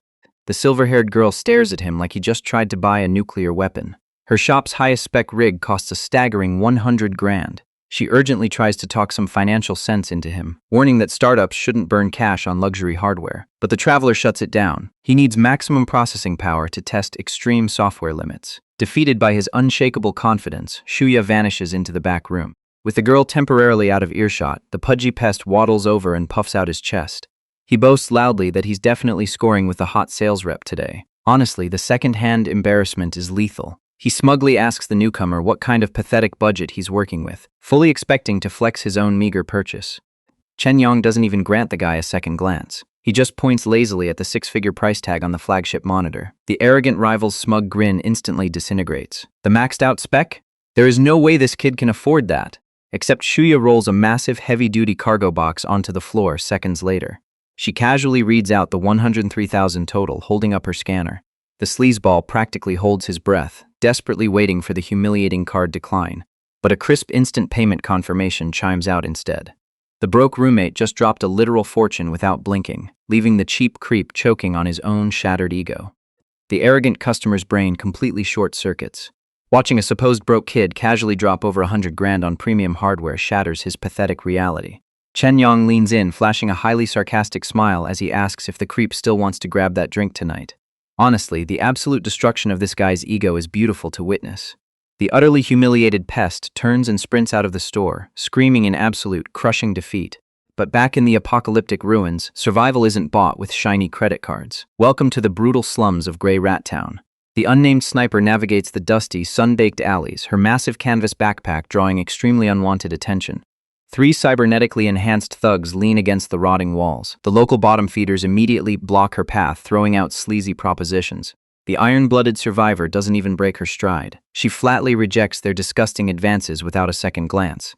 But in a starving, desperate world, a simple no means nothing to scavengers. The gang leader licks his chapped lips, his mechanical eye locking directly onto her bulging pack. He figures this lone girl is a walking treasure trove just waiting to be claimed. Sensing their predatory shift, the veteran abruptly halts and whips around. She isn't playing the helpless victim today. Her gloved hand drops to her thigh, drawing a brutal heavy-duty sidearm before the street trash can even blink. She barks a lethal warning. One wrong step and she'll blow their heads off. The thugs instantly freeze in their tracks. Their cowardly bravado evaporates the second they stare down the barrel of an actual gun. The red-haired warrior scoffs, turning her back on the pathetic hyenas. Yet beneath her icy exterior, her adrenaline is spiking hard. She knows the unforgiving laws of the wastes all too well. She cannot afford a single flinch. Showing even a microsecond of fear in this hellhole guarantees these predators will pounce and tear her apart. Pushing forward through the dust, she reaches the sanctuary of the local repair shop. This gritty outpost is her only chance, and she urgently demands a smart terminal from the seasoned mechanic. But functioning technology is a supreme luxury in the apocalypse. The shopkeeper barely looks up from his workbench, flatly stating the brutal price. 15 solid kilos of gray rat meat just for the base model. Without a trace of hesitation, the female lead slams her massive pack onto the rusted counter. She only needs the essential model to establish a link. The mechanic drags the heavy leather bag onto a digital scale, raising an impressed eyebrow at her massive meat haul. It's a verified trade. He slides a sleek, military-grade datapad across the wood, and she quickly secures her new technological lifeline before anyone else can snatch it. Still pushing his luck, the mechanic isn't satisfied with just a massive meat trade. He leans over the counter with a predatory grin, aggressively probing the survivor to see what other treasures she might be hiding in that heavy pack. But the unnamed sniper doesn't tolerate scavengers. She shoots him a freezing glare, delivering a flat rejection before striding right back into the brutal sunlight. Back inside the dusty shop, the tension lingers. The mechanic's shady partner watches her departing figure with greedy eyes, openly asking if they should tail the lone girl for an easy robbery. The lead shopkeeper rubs his chin, weighing the massive sniper rifle strapped to her back against his own life. He quickly shuts the idea down. This iron-blooded veteran is absolutely not worth dying over. Yet, the second she clears the hostile street, her icy facade shatters. She ducks into a deserted, crumbling alleyway, clutching her chest as her heart hammers wildly against her ribs. Why is this hardened killer suddenly sweating bullets? Because she is secretly hauling a literal fresh cabbage. Seriously, who wouldn't panic? In this starving, ash-choked wasteland, a single pristine vegetable is a mythic prize that would ignite a relentless, town-wide bloodbath if anyone caught a glimpse. Forcing her breathing to slow, she secures the deadly cargo and finally reaches her actual destination. She pushes through the heavy metal doors of a shady underground clinic. A laid-back, cybernetically enhanced doctor casually waves her in, gesturing proudly to his glass display case. He offers her the standard military-grade serums, mongoose, steel, and bull. But the red-haired warrior barely glances at the glowing vials. She strictly refuses to settle for this low-tier garbage. Crossing her arms, she forcefully demands his absolute top-shelf injectables. The arrogant physician actually scoffs at her audacity. He leans back, condescendingly warning the little girl that high-level combat serums carry a price tag she couldn't possibly fathom. Instead, the wasteland veteran casually pulls the impossible, radiant green vegetable from her pouch and shoves it right into his face. His smug, arrogant smirk instantly disintegrates into sheer, paralyzing disbelief. The cyberdoc's jaw practically unhinges at the sight of the leafy green treasure. Before the unnamed sniper can even blink, the man blurs past her like a hijacked maglev train, his speed completely defying his frail appearance. Stunned by the impossible movement, her mind races to process the threat. She just walked into a hornet's nest. Survival instincts instantly kicking into overdrive, the crimson-haired merc racks her heavy rifle and aims dead at his center mass, demanding to know what he's planning. But the doctor simply pivots and throws his hands up with a disarming smile. He calmly assures her he isn't looking for bloodshed today, though his confident posture screams otherwise. To prove his point, a surging aura of blue energy erupts directly from his cybernetic core, illuminating the dim clinic. He scoffs at her rusted firearm, casually mentioning that a mere gun couldn't put a dent in a Tier 9 enhanced human anyway. The revelation hits the sniper hard. Why would the Elite Medical Association waste a high-tier distributor in a literal dumpster fire like Grey Rat Town? The silver-haired doc just adjusts his glasses and chuckles. Out here in the radioactive dust, the old rules simply don't apply. Dropping the heavy intimidation tactics, the cyborg mechanic points at the prize and politely asks to inspect the goods. After a tense moment of hesitation, she relents. The second his augmented fingers caress the pristine leaves, he completely loses his grip on reality. He thrusts the radiation-free vegetable into the air like presenting a newborn king to the heavens, weeping tears of absolute joy over the sheer botanical miracle. I mean, who wouldn't worship a flawless cabbage after years of eating synthetic sludge? Completely unfazed by his sudden religious awakening, the iron-blooded survivor demands top-tier enhancement serums in exchange. Instantly, the doctor's worship turns to cold, calculating hostility. He clutches the crop defensively, warning her not to try any backwater extortion schemes in his clinic. But she stands her ground, reminding the underground merchant that a fresh, radiation-free plant in a completely dead world is basically a blank check. He can't deny the facts. Turning his back on the heavily armed veteran, he admits the vegetable's scarcity makes it absolutely priceless. He just doesn't want to partner up with a scheming opportunist who might stab him in the back. A sly, dangerous smirk creeps across his face as he praises her straightforward sincerity. Convinced she's a reliable business partner, he doesn't just agree to the simple trade. He slams a hidden red switch beneath his console, unlocking a heavily secured vault. And just like that, the real apocalyptic negotiations begin. The cyberdoc throws his arms wide, revealing a high-tech arsenal hidden behind his clinic counter. He loudly declares this a show of true sincerity, pulling out a glowing metal case packed with Tier 1 through Tier 6 enhancement serums. And if that isn't enough to drop a wasteland scavenger's jaw, he presents a rare pink vial containing a localized cellular mutation cure. Finally, he gestures grandly toward the main attraction. A pristine suit of carbon fiber bio-armor hangs securely on the illuminated display wall behind him. The crimson-haired merc practically drools over the unimaginable loot, wondering out loud, "Are these all for me?" Her naive fantasy shatters instantly. The mechanic waves a dismissive hand, casually explaining she only gets the medical supplies for one crop. Annoyed by the blatant tease, the heavily armed veteran points sharply at the display. Why would he even bother flexing that high-end defensive gear if it isn't on the table? A sly, dangerous smirk creeps across his face. He's baiting her for their second trade, naturally. Slamming his palm onto a bright red console button, the cyborg locks his terms in place. If she wants that elite combat suit to protect her crew, she absolutely has to cough up more flawless greens. Pure panic spikes in the sniper's chest, her eyes widening in sudden dread. How did this backwater doctor figure out she has an active supplier? The silver-haired doc leans in close, tapping the counter. I mean, do you really think anyone would buy that this pristine cabbage is just a random fluke? He confidently explains his logic. Any faction capable of cultivating such a botanical miracle wouldn't possibly stop at just one crop. Desperate to protect her dimensional secret, she stammers out a weak lie about finding it perfectly preserved in pre-cataclysm ruins. The cyborg just adjusts his glasses and chuckles at the completely absurd excuse. He doesn't care where the apocalyptic goods come from, only that he gets to profit off them. Dismissing her terrible cover story, he advises the iron-blooded survivor to run back and consult her mysterious backers immediately. Settling comfortably into a folding chair, the merchant confidently notes that a high-tier biosuit is vastly more vital to a wasteland crew than a few fresh vegetables. He has her backed into a corner. Knowing she's been entirely outplayed by the shrewd dealer, the unnamed sniper grits her teeth and accepts the reality. She grabs the heavy steel shutter, demanding he hold on to the armor. "I'll be back as soon as I can," she promises, before slipping back into the radioactive dust. Back in the gloomy underground clinic, the silver-haired cyborg kicks back in his folding chair, practically purring over his new prize. Sure, he lost a brutal power struggle and got exiled to this radioactive hellhole, but holding a flawless, pristine vegetable makes the banishment feel like an absolute blessing in disguise. He won the apocalypse lottery. At that exact moment, halfway across dimensions, Chen Yang is already busy plotting his next lucrative move. Standing in a totally deserted modern-world alleyway behind a supermarket, the dimensional smuggler watches a massive refrigerated truck pull up. The burly driver hops out, asking where to drop the payload. The young opportunist just casually points at the empty pavement with a grin.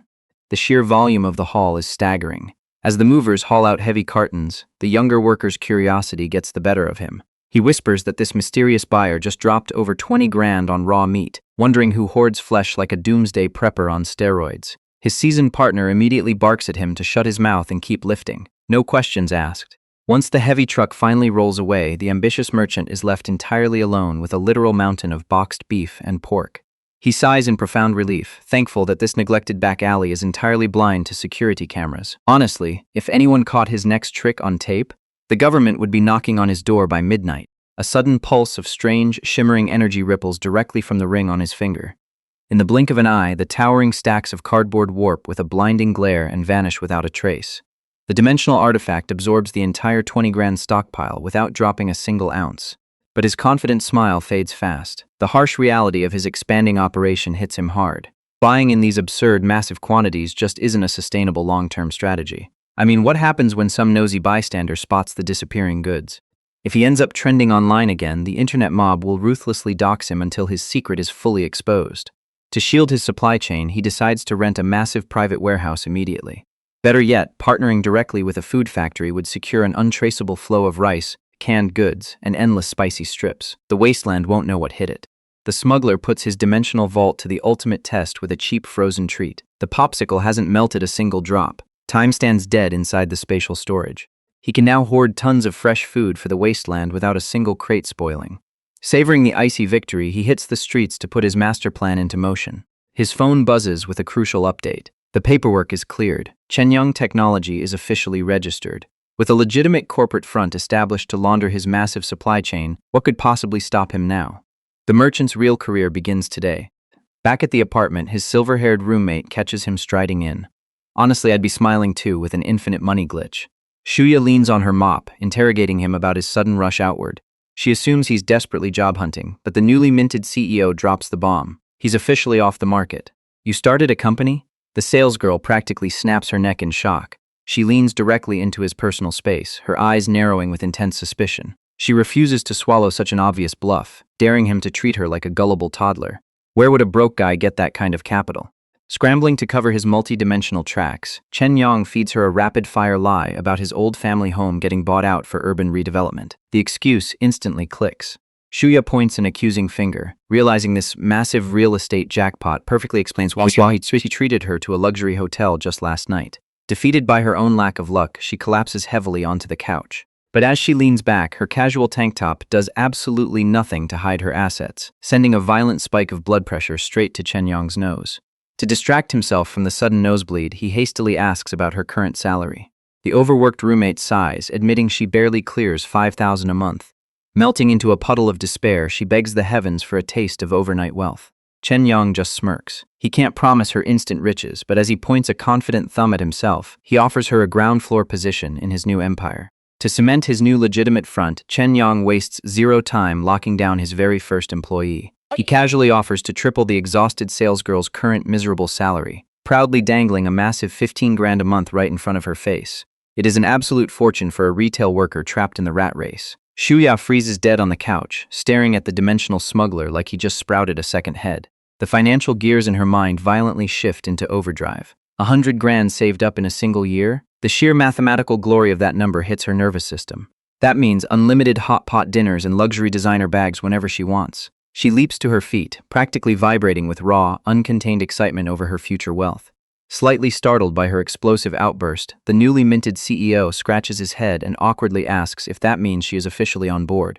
But the silver-haired roommate instantly pumps the brakes on her own hype. She aggressively crosses her arms, refusing to let the giant numbers completely blind her logic.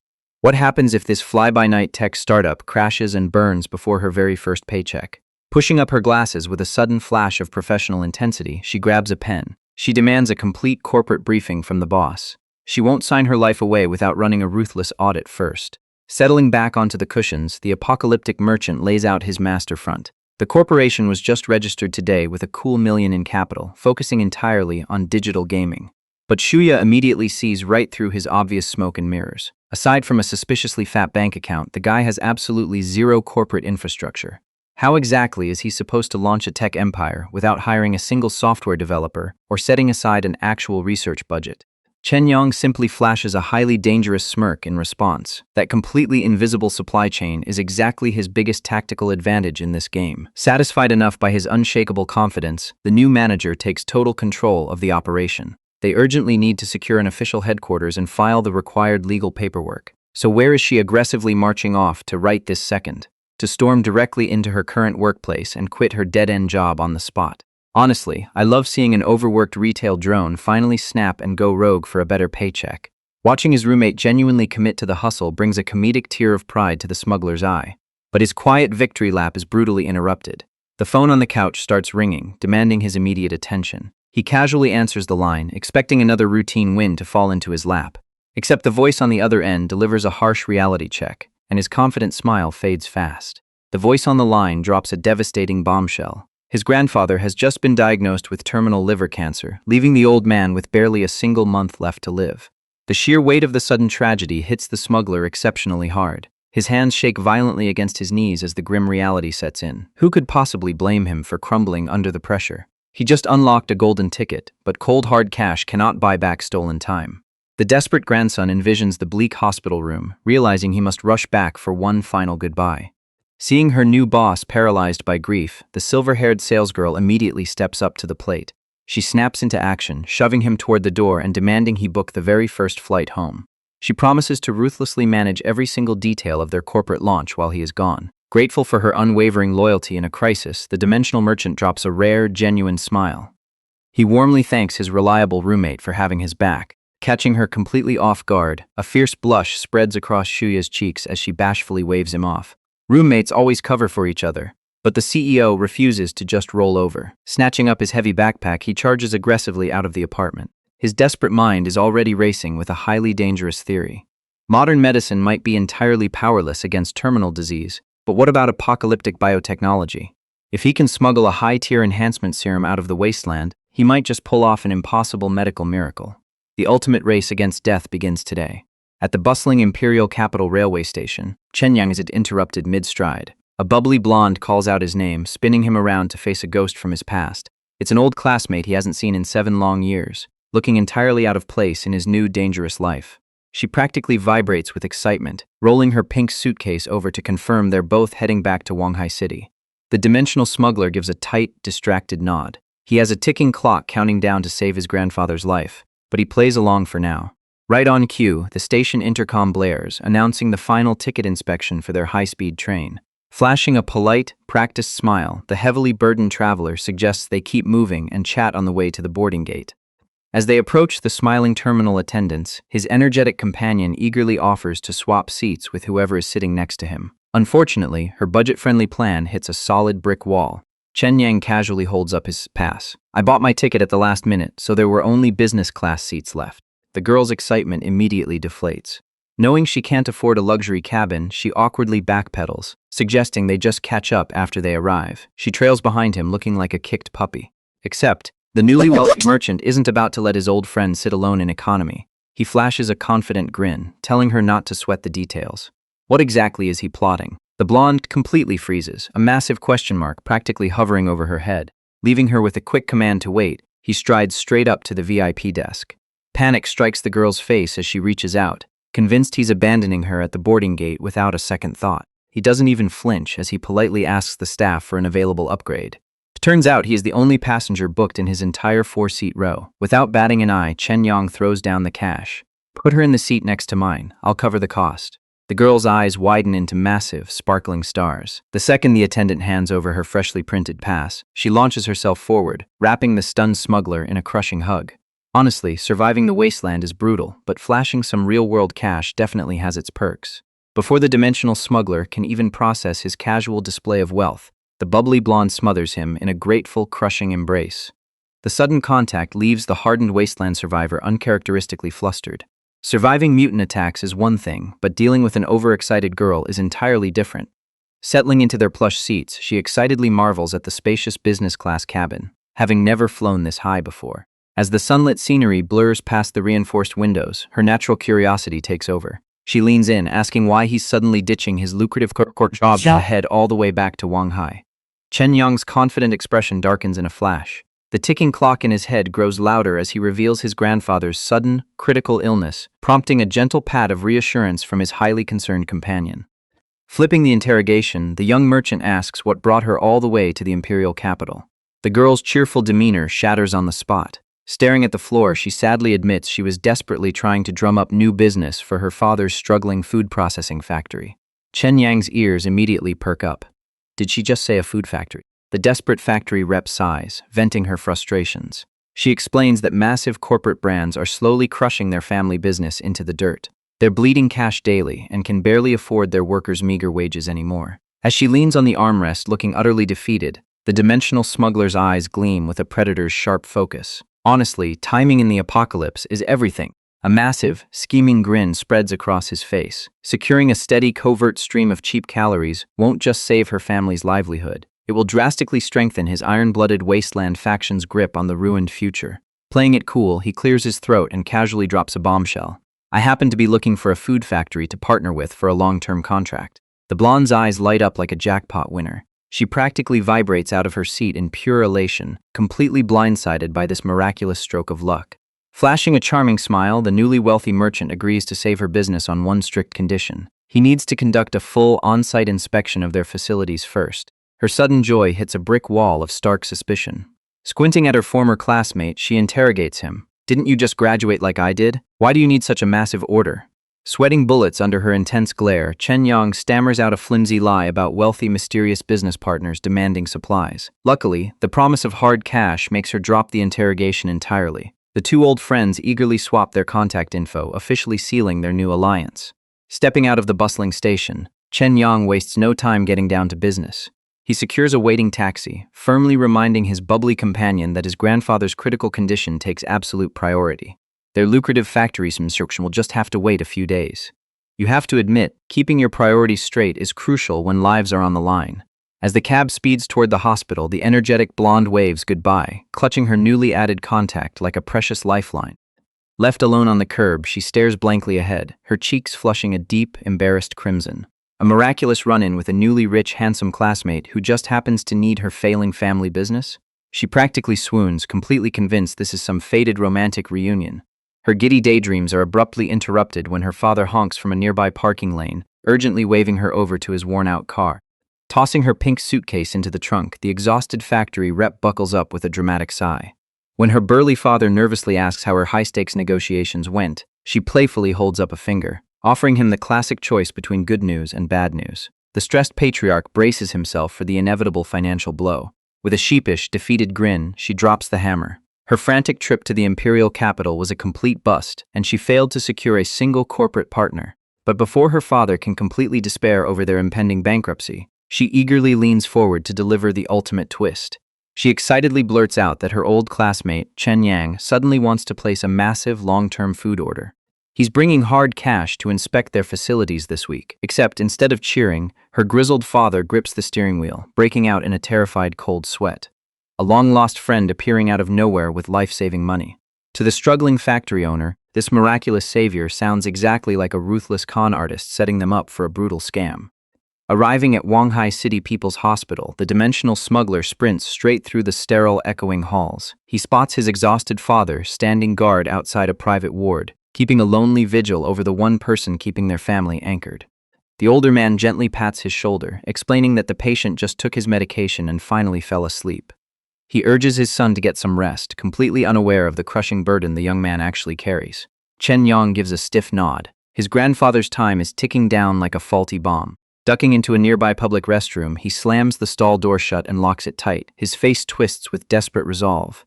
Modern medicine has completely failed his family, leaving him with only one insane alternative. He vows to find a miracle cure on the other side of the dimensional rift. Drawing on the ring's immense power, reality shatters around him in a blinding cascade of light. The resulting surge violently rips him out of the modern world. The blinding light fades, dumping him straight into the sun-baked, lethal alleys of the wasteland's gray rat district. He sprints toward his hired guide's safe house, panic gnawing at his gut. If the sniper isn't around, his only backup is Uncle Wei. But handing his family's survival to a cybernetic merchant feels like playing Russian roulette with a fully loaded cylinder.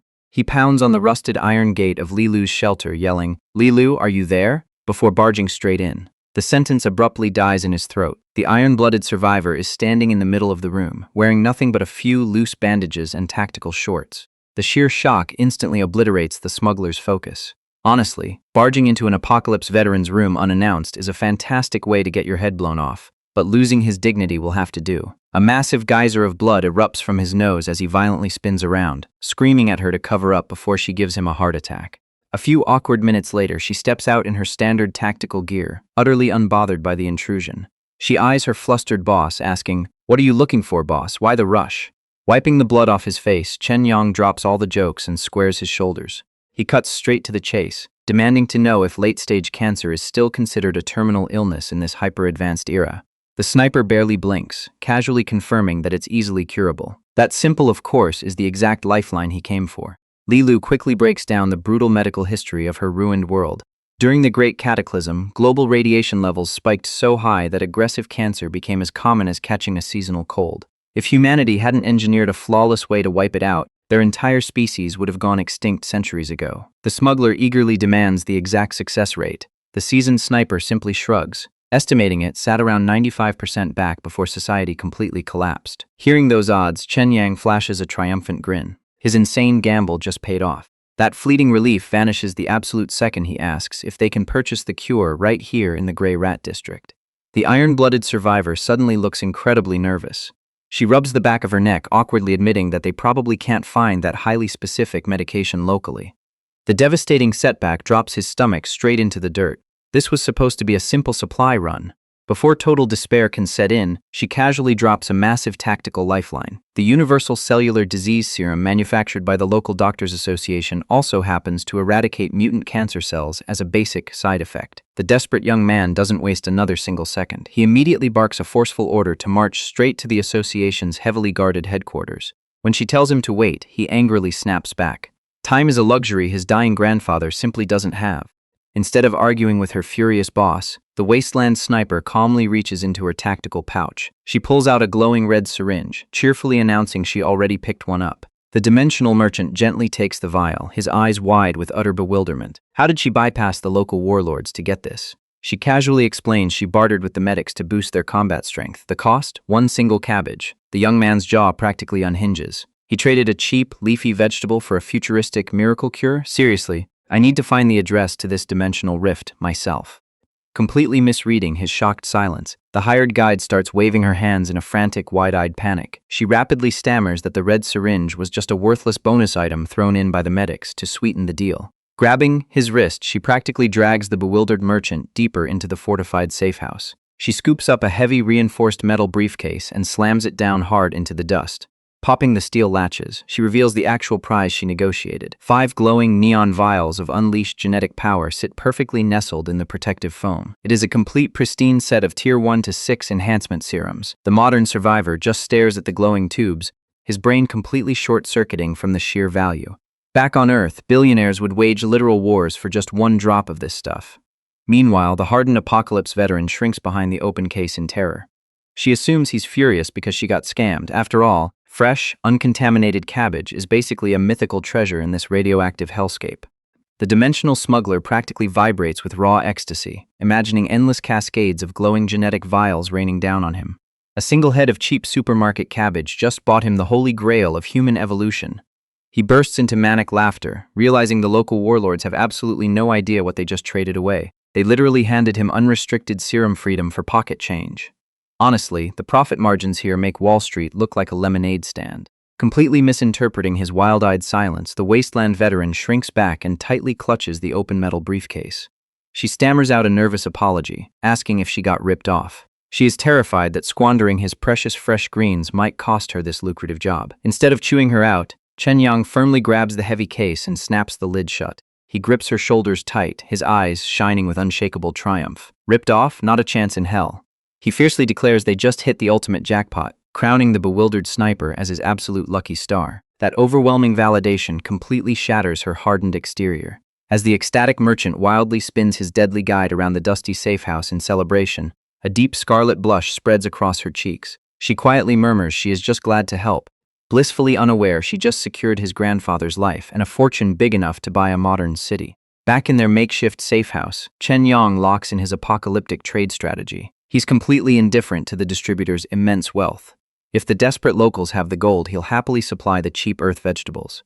When Li Lu mentions the wasteland merchant is practically begging to establish a permanent supply chain, the dimensional smuggler immediately demands a full tactical profile. In a ruined world run by ruthless scavengers, blindly trusting a heavily armed buyer is a guaranteed way to end up dead in a ditch. Learning their new client is a heavily augmented Tier 9 powerhouse named He Jianyan seriously spooks the iron-blooded sniper. She frantically offers to cut ties and find a weaker mark before they get robbed blind or murdered for their stockpile. Instead of panicking, a shark-like grin spreads across Chen's face. To him, this isn't a lethal threat to run away from. It's a golden goose ready to be plucked, and this high-level merchant is exactly the kind of elite asset they need to expand. Li Lu stares at him like he's lost his mind, demanding to know why he'd willingly climb right into a mutant's jaws. The smuggler breaks it down like a corporate takeover, holding up a single finger. First off, a Tier 9 enforcer possesses elite security clearance and deep black market channels. That means direct, unfiltered access to military-grade bioarmor and experimental tech they couldn't normally scavenge in 100 lifetimes. He isn't just selling carrots, he is buying power. He raises a second finger, laying out the man's undeniable desperation. Jianyan isn't just surviving in the dirt. He is actively trying to fight his way back into the inner circle of the prestigious Doctors Association. Ambition that's steep requires an absolute mountain of raw resources. That guarantees them a highly motivated, desperate buyer who literally cannot afford to burn his only reliable bridge to fresh food. He needs Chen far more than Chen needs him. As for the final reason to risk their necks, the high-level mutant is simply a smart man. The wasteland veteran tilts her head, her face scrunching up in absolute confusion as she completely misses the strategic subtext. How does being clever make a dangerous warlord a safe bet for a couple of amateur traders? If anything, shouldn't a genius tactician be the exact person they avoid doing business with?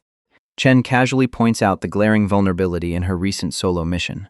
The augmented doctor knew instantly that she was just an errand girl, yet he didn't leverage her panic or force a bad trade to steal their goods. Guilt washes over Li Lu as she realizes her amateur acting exposed their entire hierarchy. She shrinks down, fully expecting her boss to fire her on the spot. Instead, Chen shoots her a warm, reassuring smile, genuinely praising her fantastic work. Her heavy combat boots shift awkwardly on the dusty floorboards. The hardened, iron-blooded sniper completely melts into a blushing, stammering mess as she softly thanks him. In this ruined wasteland where betrayal is the only reliable currency, she's finally found a leader who treats her like an actual human being. The partnership is locked in, bringing the Earthborn smuggler one massive step closer to dominating the apocalypse market.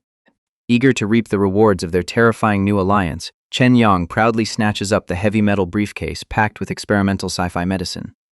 The Earthborn smuggler casually announces he's taking the high-level serums back home to Earth, preparing to make his cosmic exit.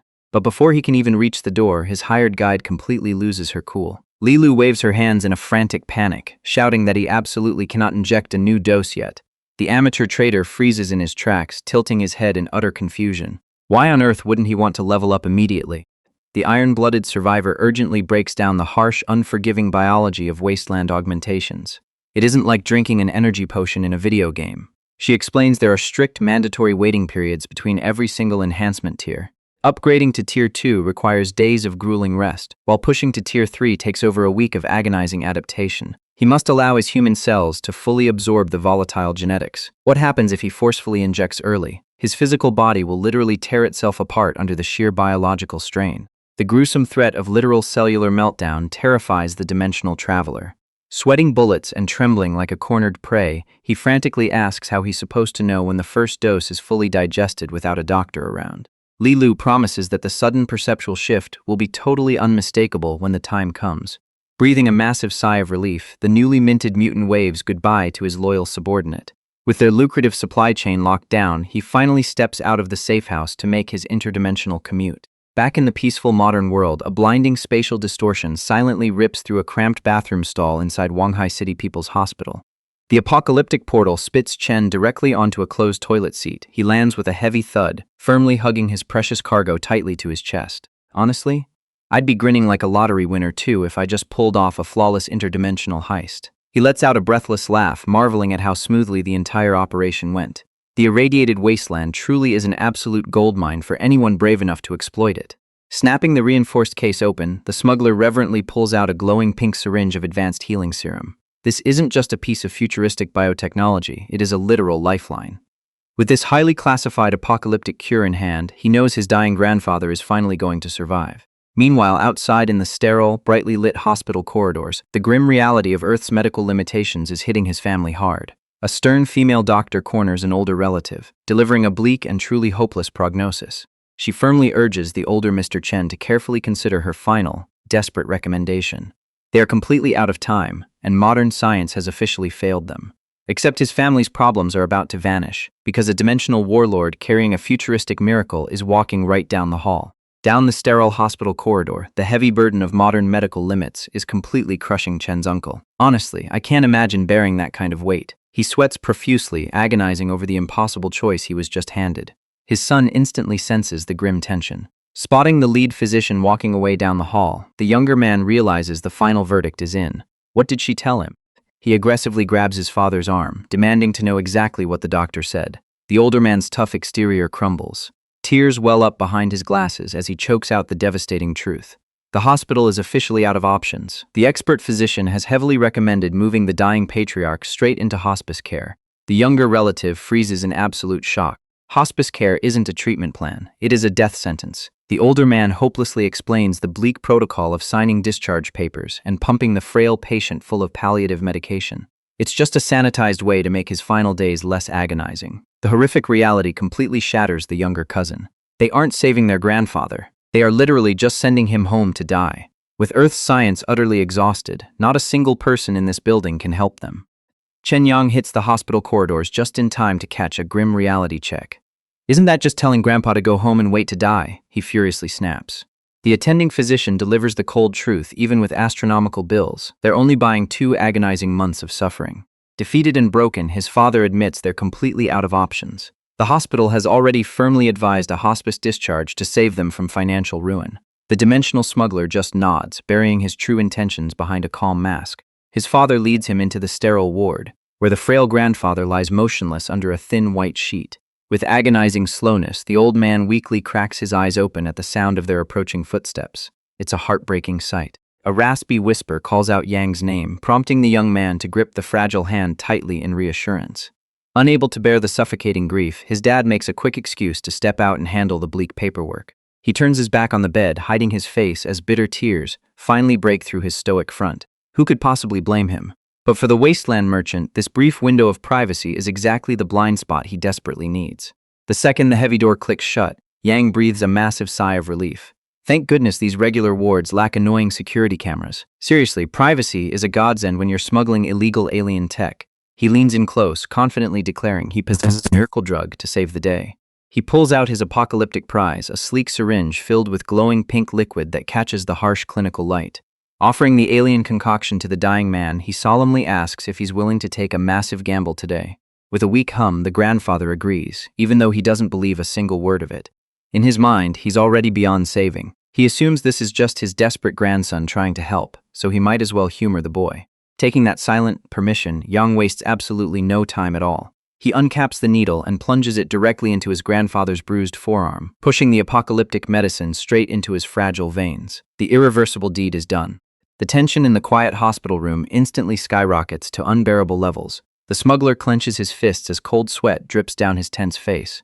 Is this highly experimental alien pharmaceutical really safe for a frail human? Without warning, the old man's sunken eyes snap wide open in sheer shock. His pale face violently flushes a dark, unnatural red, and thick white steam literally billows off his entire body. The sudden physical reaction is absolutely terrifying to watch. Blind panic strikes Yang like a heavy physical blow to the chest. He scrambles closer, frantically demanding to know if his grandfather's feeling unwell anywhere. Did the wasteland cure just trigger a fatal system overload in a dying body? The dying man's blood vessels violently bulge as his skin flushes a terrifying, unnatural crimson. Is his frail heart going to explode from the intense alien dosage? Just when a fatal system overload seems absolutely inevitable, the thick steam suddenly dissipates to reveal something completely impossible. The frail patient effortlessly sits bolt upright in his hospital bed, joyfully declaring that every ounce of his agonizing pain has completely vanished. The dimension hopper pumps his fist in sheer relief. His reckless apocalyptic gamble actually paid off. Their brief celebration is abruptly cut short when a surprisingly strong grip latches onto the young man's wrist. His grandfather's expression darkens with sudden terror, instantly realizing the catastrophic danger of possessing a literal cure for death. If word of this miracle gets out, wouldn't every terminally ill patient on Earth come looking for you? The wasteland merchant just smiles warmly. He gently pats the wrinkled hand to calm his racing nerves, ensuring him everything is strictly under control. He confidently flashes a thumbs up, laying out their ironclad defense strategy. As long as they stubbornly insist this spontaneous recovery is nothing but a baffling biological anomaly, the hospital won't have a single clue about the illegal alien tech. Nobody else saw the glowing pink syringe, making it their absolute secret. The old man fiercely nods in agreement, swearing to take the impossible truth to his grave just to protect his grandson. Rest assured, Yang, I won't breathe a single word of this to anyone. Promising to fetch an attending physician, Chen Yang casually slips out into the sterile hallway, where his cheerful facade instantly shatters. The brutal reality of modern society weighs heavily on his mind as he paces past the glowing security cameras. He simply cannot risk selling this miraculous pharmaceutical in his home dimension when he doesn't even comprehend its underlying chemical makeup. Creating a massive public demand without a guaranteed supply chain from a ruined planet is just begging for total disaster. The tactical stakes are incredibly high right now. If greedy corporate syndicates uncover his ability to cross dimensions, he would be abducted and thrown into a black site faster than he could blink. As his mysterious artifact pulses with faint blue light, a chilling epiphany strikes his core. The gateway ring is an irreplaceable cosmic treasure. His fragile human body is painfully expendable. He desperately needs to acquire lethal combat skills to survive the brewing storm. Honestly, who knew interdimensional smuggling required such top-tier acting chops? He reaches the front reception desk and immediately throws himself into an award-winning panic, screaming, "Nurse, quick, go check on my grandpa in bed 43. He can suddenly sit up on his own." The exhausted nurse throws him a fiercely skeptical glare, utterly unimpressed by his theatrical outburst. She smoothly pulls up the medical file, dryly reading off the grim diagnosis of terminal liver cancer that supposedly guarantees permanent paralysis. There is absolutely no way she is buying this ridiculous medical anomaly story. The skeptical nurse presses a cool hand to Yang's forehead. She honestly assumes the crushing grief of losing a family member has triggered a psychotic break, gently asking if he is hallucinating. But the dimension hopper refuses to back down. Grabbing her wrist, he firmly drags the reluctant staff member down the sterile corridor, demanding she witness the impossible with her own two eyes. Sometimes you just have to shove the truth right in their faces. They reach the private ward, and the sight waiting inside shatters every known medical textbook. The supposedly paralyzed grandfather is casually strolling around the room, looking like he just woke up from a refreshing afternoon nap. The nurse's jaw drops as her professional composure instantly evaporates. She shrieks in pure disbelief. Spinning on her heel, she sprints out of the room like a terrified gazelle, yelling that she needs to fetch Dr. Han immediately. The wasteland merchant flashes a triumphant grin. His carefully planned alibi is falling perfectly into place. His grandfather chuckles warmly, completely rejuvenated and ready to play along with this massive interdimensional deception.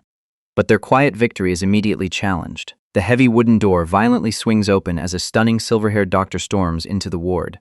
"Where's the patient?" she demands. She looks absolutely furious, ready to dissect whoever dared to fake this medical miracle.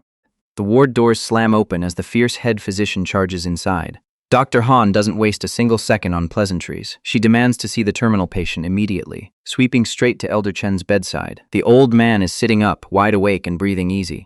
She presses her stethoscope against his chest, expecting the raspy rattle of failing lungs. Instead, steady, powerful thumps echo in her ears. The middle-aged son beside the bed asks about his father's condition, his voice tight with desperate hope. The blue-haired doctor can barely hide her absolute bewilderment. She admits the old man is in miraculously great shape. Actually, it's terrifyingly good. The dimensional smuggler claps his hands together, acting the part of the anxious grandson flawlessly. He begs to know if his grandfather is fully recovered. Unfortunately for his rising hopes, Dr. Han isn't about to write a medical miracle off based on a quick pulse check. Adjusting her glasses, she demands a comprehensive physical exam to prove this inexplicable regeneration isn't a fluke. The family hesitates, but Chen Yang steps right up to his grandfather, urging him to cooperate. He knows exactly what the wasteland cure did, but the modern world needs hard scientific proof. The elder chuckles brightly and agrees to follow his grandson's lead. The iron-willed physician leads the trio out of the ward and down the clinical halls. She glances back over her shoulder, dropping a sudden financial lifeline to the stunned family. The hospital is waiving every single examination fee for this unprecedented case. It's a free ride through the most expensive machines in the building. The elder Chen and his son light up with absolute relief, showering the doctor with endless gratitude. Who wouldn't be thrilled about skipping that massive medical bill? Moments later, inside the stark confines of the doctor's private office, the atmosphere shifts from anxious to utterly electric. Dr. Han stares dead at the glowing scans plastered across her monitor. The patient's son practically leaps across the desk, desperate for the verdict. The doctor delivers the absolute impossible. Every single tumor, every trace of metastasized cancer has vanished without a trace. It is a clean slate. The old man immediately strikes a bodybuilding pose, declaring he feels 2 decades younger. Chen Yang frantically panics, trying to rein in his grandfather's dangerous enthusiasm. His father immediately snaps at the old man, ordering him to sit still before he breaks his fragile bones. The medical expert shuts down the domestic squabble before it even starts. Her hands grip the physical film as she delivers the final, earth-shattering blow to modern medicine. The scans don't just show an absence of cancer. Every single age-related ailment plaguing the elderly man's organs has been completely eradicated. He is walking around with the peak internal health of a much younger man. He is a perfect, unnatural specimen. The celebration abruptly dies. Dr. Han pivots on her heel, locking her piercing gaze squarely onto Chen Yang. She has already interrogated the nursing staff, confirming this so-called smuggler was the only living soul in that room when the miracle occurred. Her eyes narrow into dangerous slits behind her lenses. She demands to know exactly what he did to trigger this miraculous recovery. Chen Yang throws his hands up in a frantic shrug, sweating like a guilty thief caught red-handed. He spins the most outrageous, pathetic lie imaginable. He claims he simply threatened to get married and have kids, and the old man woke right up. Except this brilliant doctor is definitely not buying a single word of his fairy tale. The quick-thinking dimensional smuggler flashes a charming, utterly fake smile. He shamelessly chalks the entire medical anomaly up to the old man's sheer willpower. It's a laughably weak excuse, but with Elder Chen literally glowing with newfound vitality, modern science doesn't have a single counter-argument. The anxious father nervously asks if they can finally ditch this sterile prison and go home. Dr. Han reluctantly agrees to sign the discharge papers, but she isn't letting this walking miracle out of her sight that easily. She demands to track this unprecedented case personally, insisting on regular check-ins to monitor the elder's supposedly fragile health. The Chen family is way too thrilled by the free bill and the clean bill of health to care about a little medical surveillance. They enthusiastically agree to her strict terms, practically begging the brilliant physician to drop by their house anytime. Escaping down the sunlit hospital corridor, the revitalized grandfather doesn't waste a single second. Feeling 20 years younger, he immediately pivots to aggressive matchmaking, loudly asking his grandson if the fierce doctor would make a suitable wife. Chen Yang just groans in pure agony. He tries to shuffle his chatty relatives out the exit before his entire web of dimensional lies collapses on top of them. Talk about a narrow escape. Back in the quiet isolation of her office, Dr. Han's sharp eyes narrow into dangerous, calculating slits. She is absolutely certain that the sweaty grandson is hiding a massive, world-altering secret. But right now, her brilliant mind shifts to a much larger, far more desperate problem. She realizes that Elder Chen's condition was actually worse than another high-profile VIP, Grandpa Chu Cheng, who is currently hanging by a thread. If this terminal patient could miraculously reverse death itself, then maybe there is a sliver of hope for him too. Without hesitating another second, she snatches her smartphone off the desk to make a highly classified call. The scene violently cuts to the lavish, sun-drenched estate of the ultra-wealthy Chu family. A powerful corporate heiress, President Chu, marches down the grand staircase flanked by her elite, stone-faced entourage. She answers her ringing phone with a tone of icy authority, sharply warning Dr. Han that she is rushing to a critical board meeting and has zero time for idle chat. But the physician's next words freeze the high-powered executive right in her designer tracks. Dr. Han bluntly reports that a patient with terminal liver cancer has just made a spontaneous, unexplainable, and completely total recovery. The corporate heiress's sharp eyes widen in absolute earth-shattering disbelief. A full recovery from terminal cancer? In the medical world, that is nothing short of a divine joke. But the iron-willed doctor doubles down, confirming that every single malignant cell has completely vanished from the man's body. Realizing the monumental implication this holds for her own dying grandfather, President Chu violently snaps into action. She turns to her stunned assistants and ruthlessly orders them to postpone the company meeting immediately. Corporate profits mean absolutely nothing compared to a literal cure for death. Desperation leaks into the executive's commanding voice. She fiercely demands to know exactly what experimental drug or forbidden treatment the old man received to cheat the Reaper. Unfortunately, the brilliant doctor delivers a deeply frustrating truth. She flatly admits that this impossible recovery had absolutely nothing to do with modern medicine, her hospital, or any known treatment plan. Refusing to accept a dead end, President Chu's eyes blaze with predatory determination. She orders the doctor to forward every single page of the patient's medical records right this second. She is going to hunt down the source of this miracle herself, and heaven help anyone who stands in her way. Dr. Han sighs, warning the desperate heiress that sterile medical files won't hold the answers she seeks. Instead, she aims a massive corporate crosshair squarely at the dimensional smuggler's back. She flatly advises the billionaire to investigate the patient's grandson directly. Why look at paper when you can interrogate the sole witness? The fierce physician lays out the impossible timeline. She had literally issued a critical condition notice that morning, only for the elder to inexplicably recover right after his grandson's visit.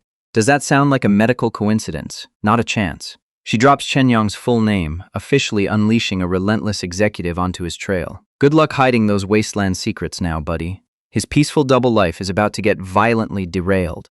Back in the modern world, the dimensional smuggler rushes out of his peaceful family courtyard, completely skipping breakfast. His grandfather immediately shouts after him, barking orders to return early for a lavish banquet celebrating the old man's long-awaited hospital discharge. The smuggler just waves him off with a casual grin, claiming he's rushing to meet an old classmate. Except his real reunion is happening in another dimension.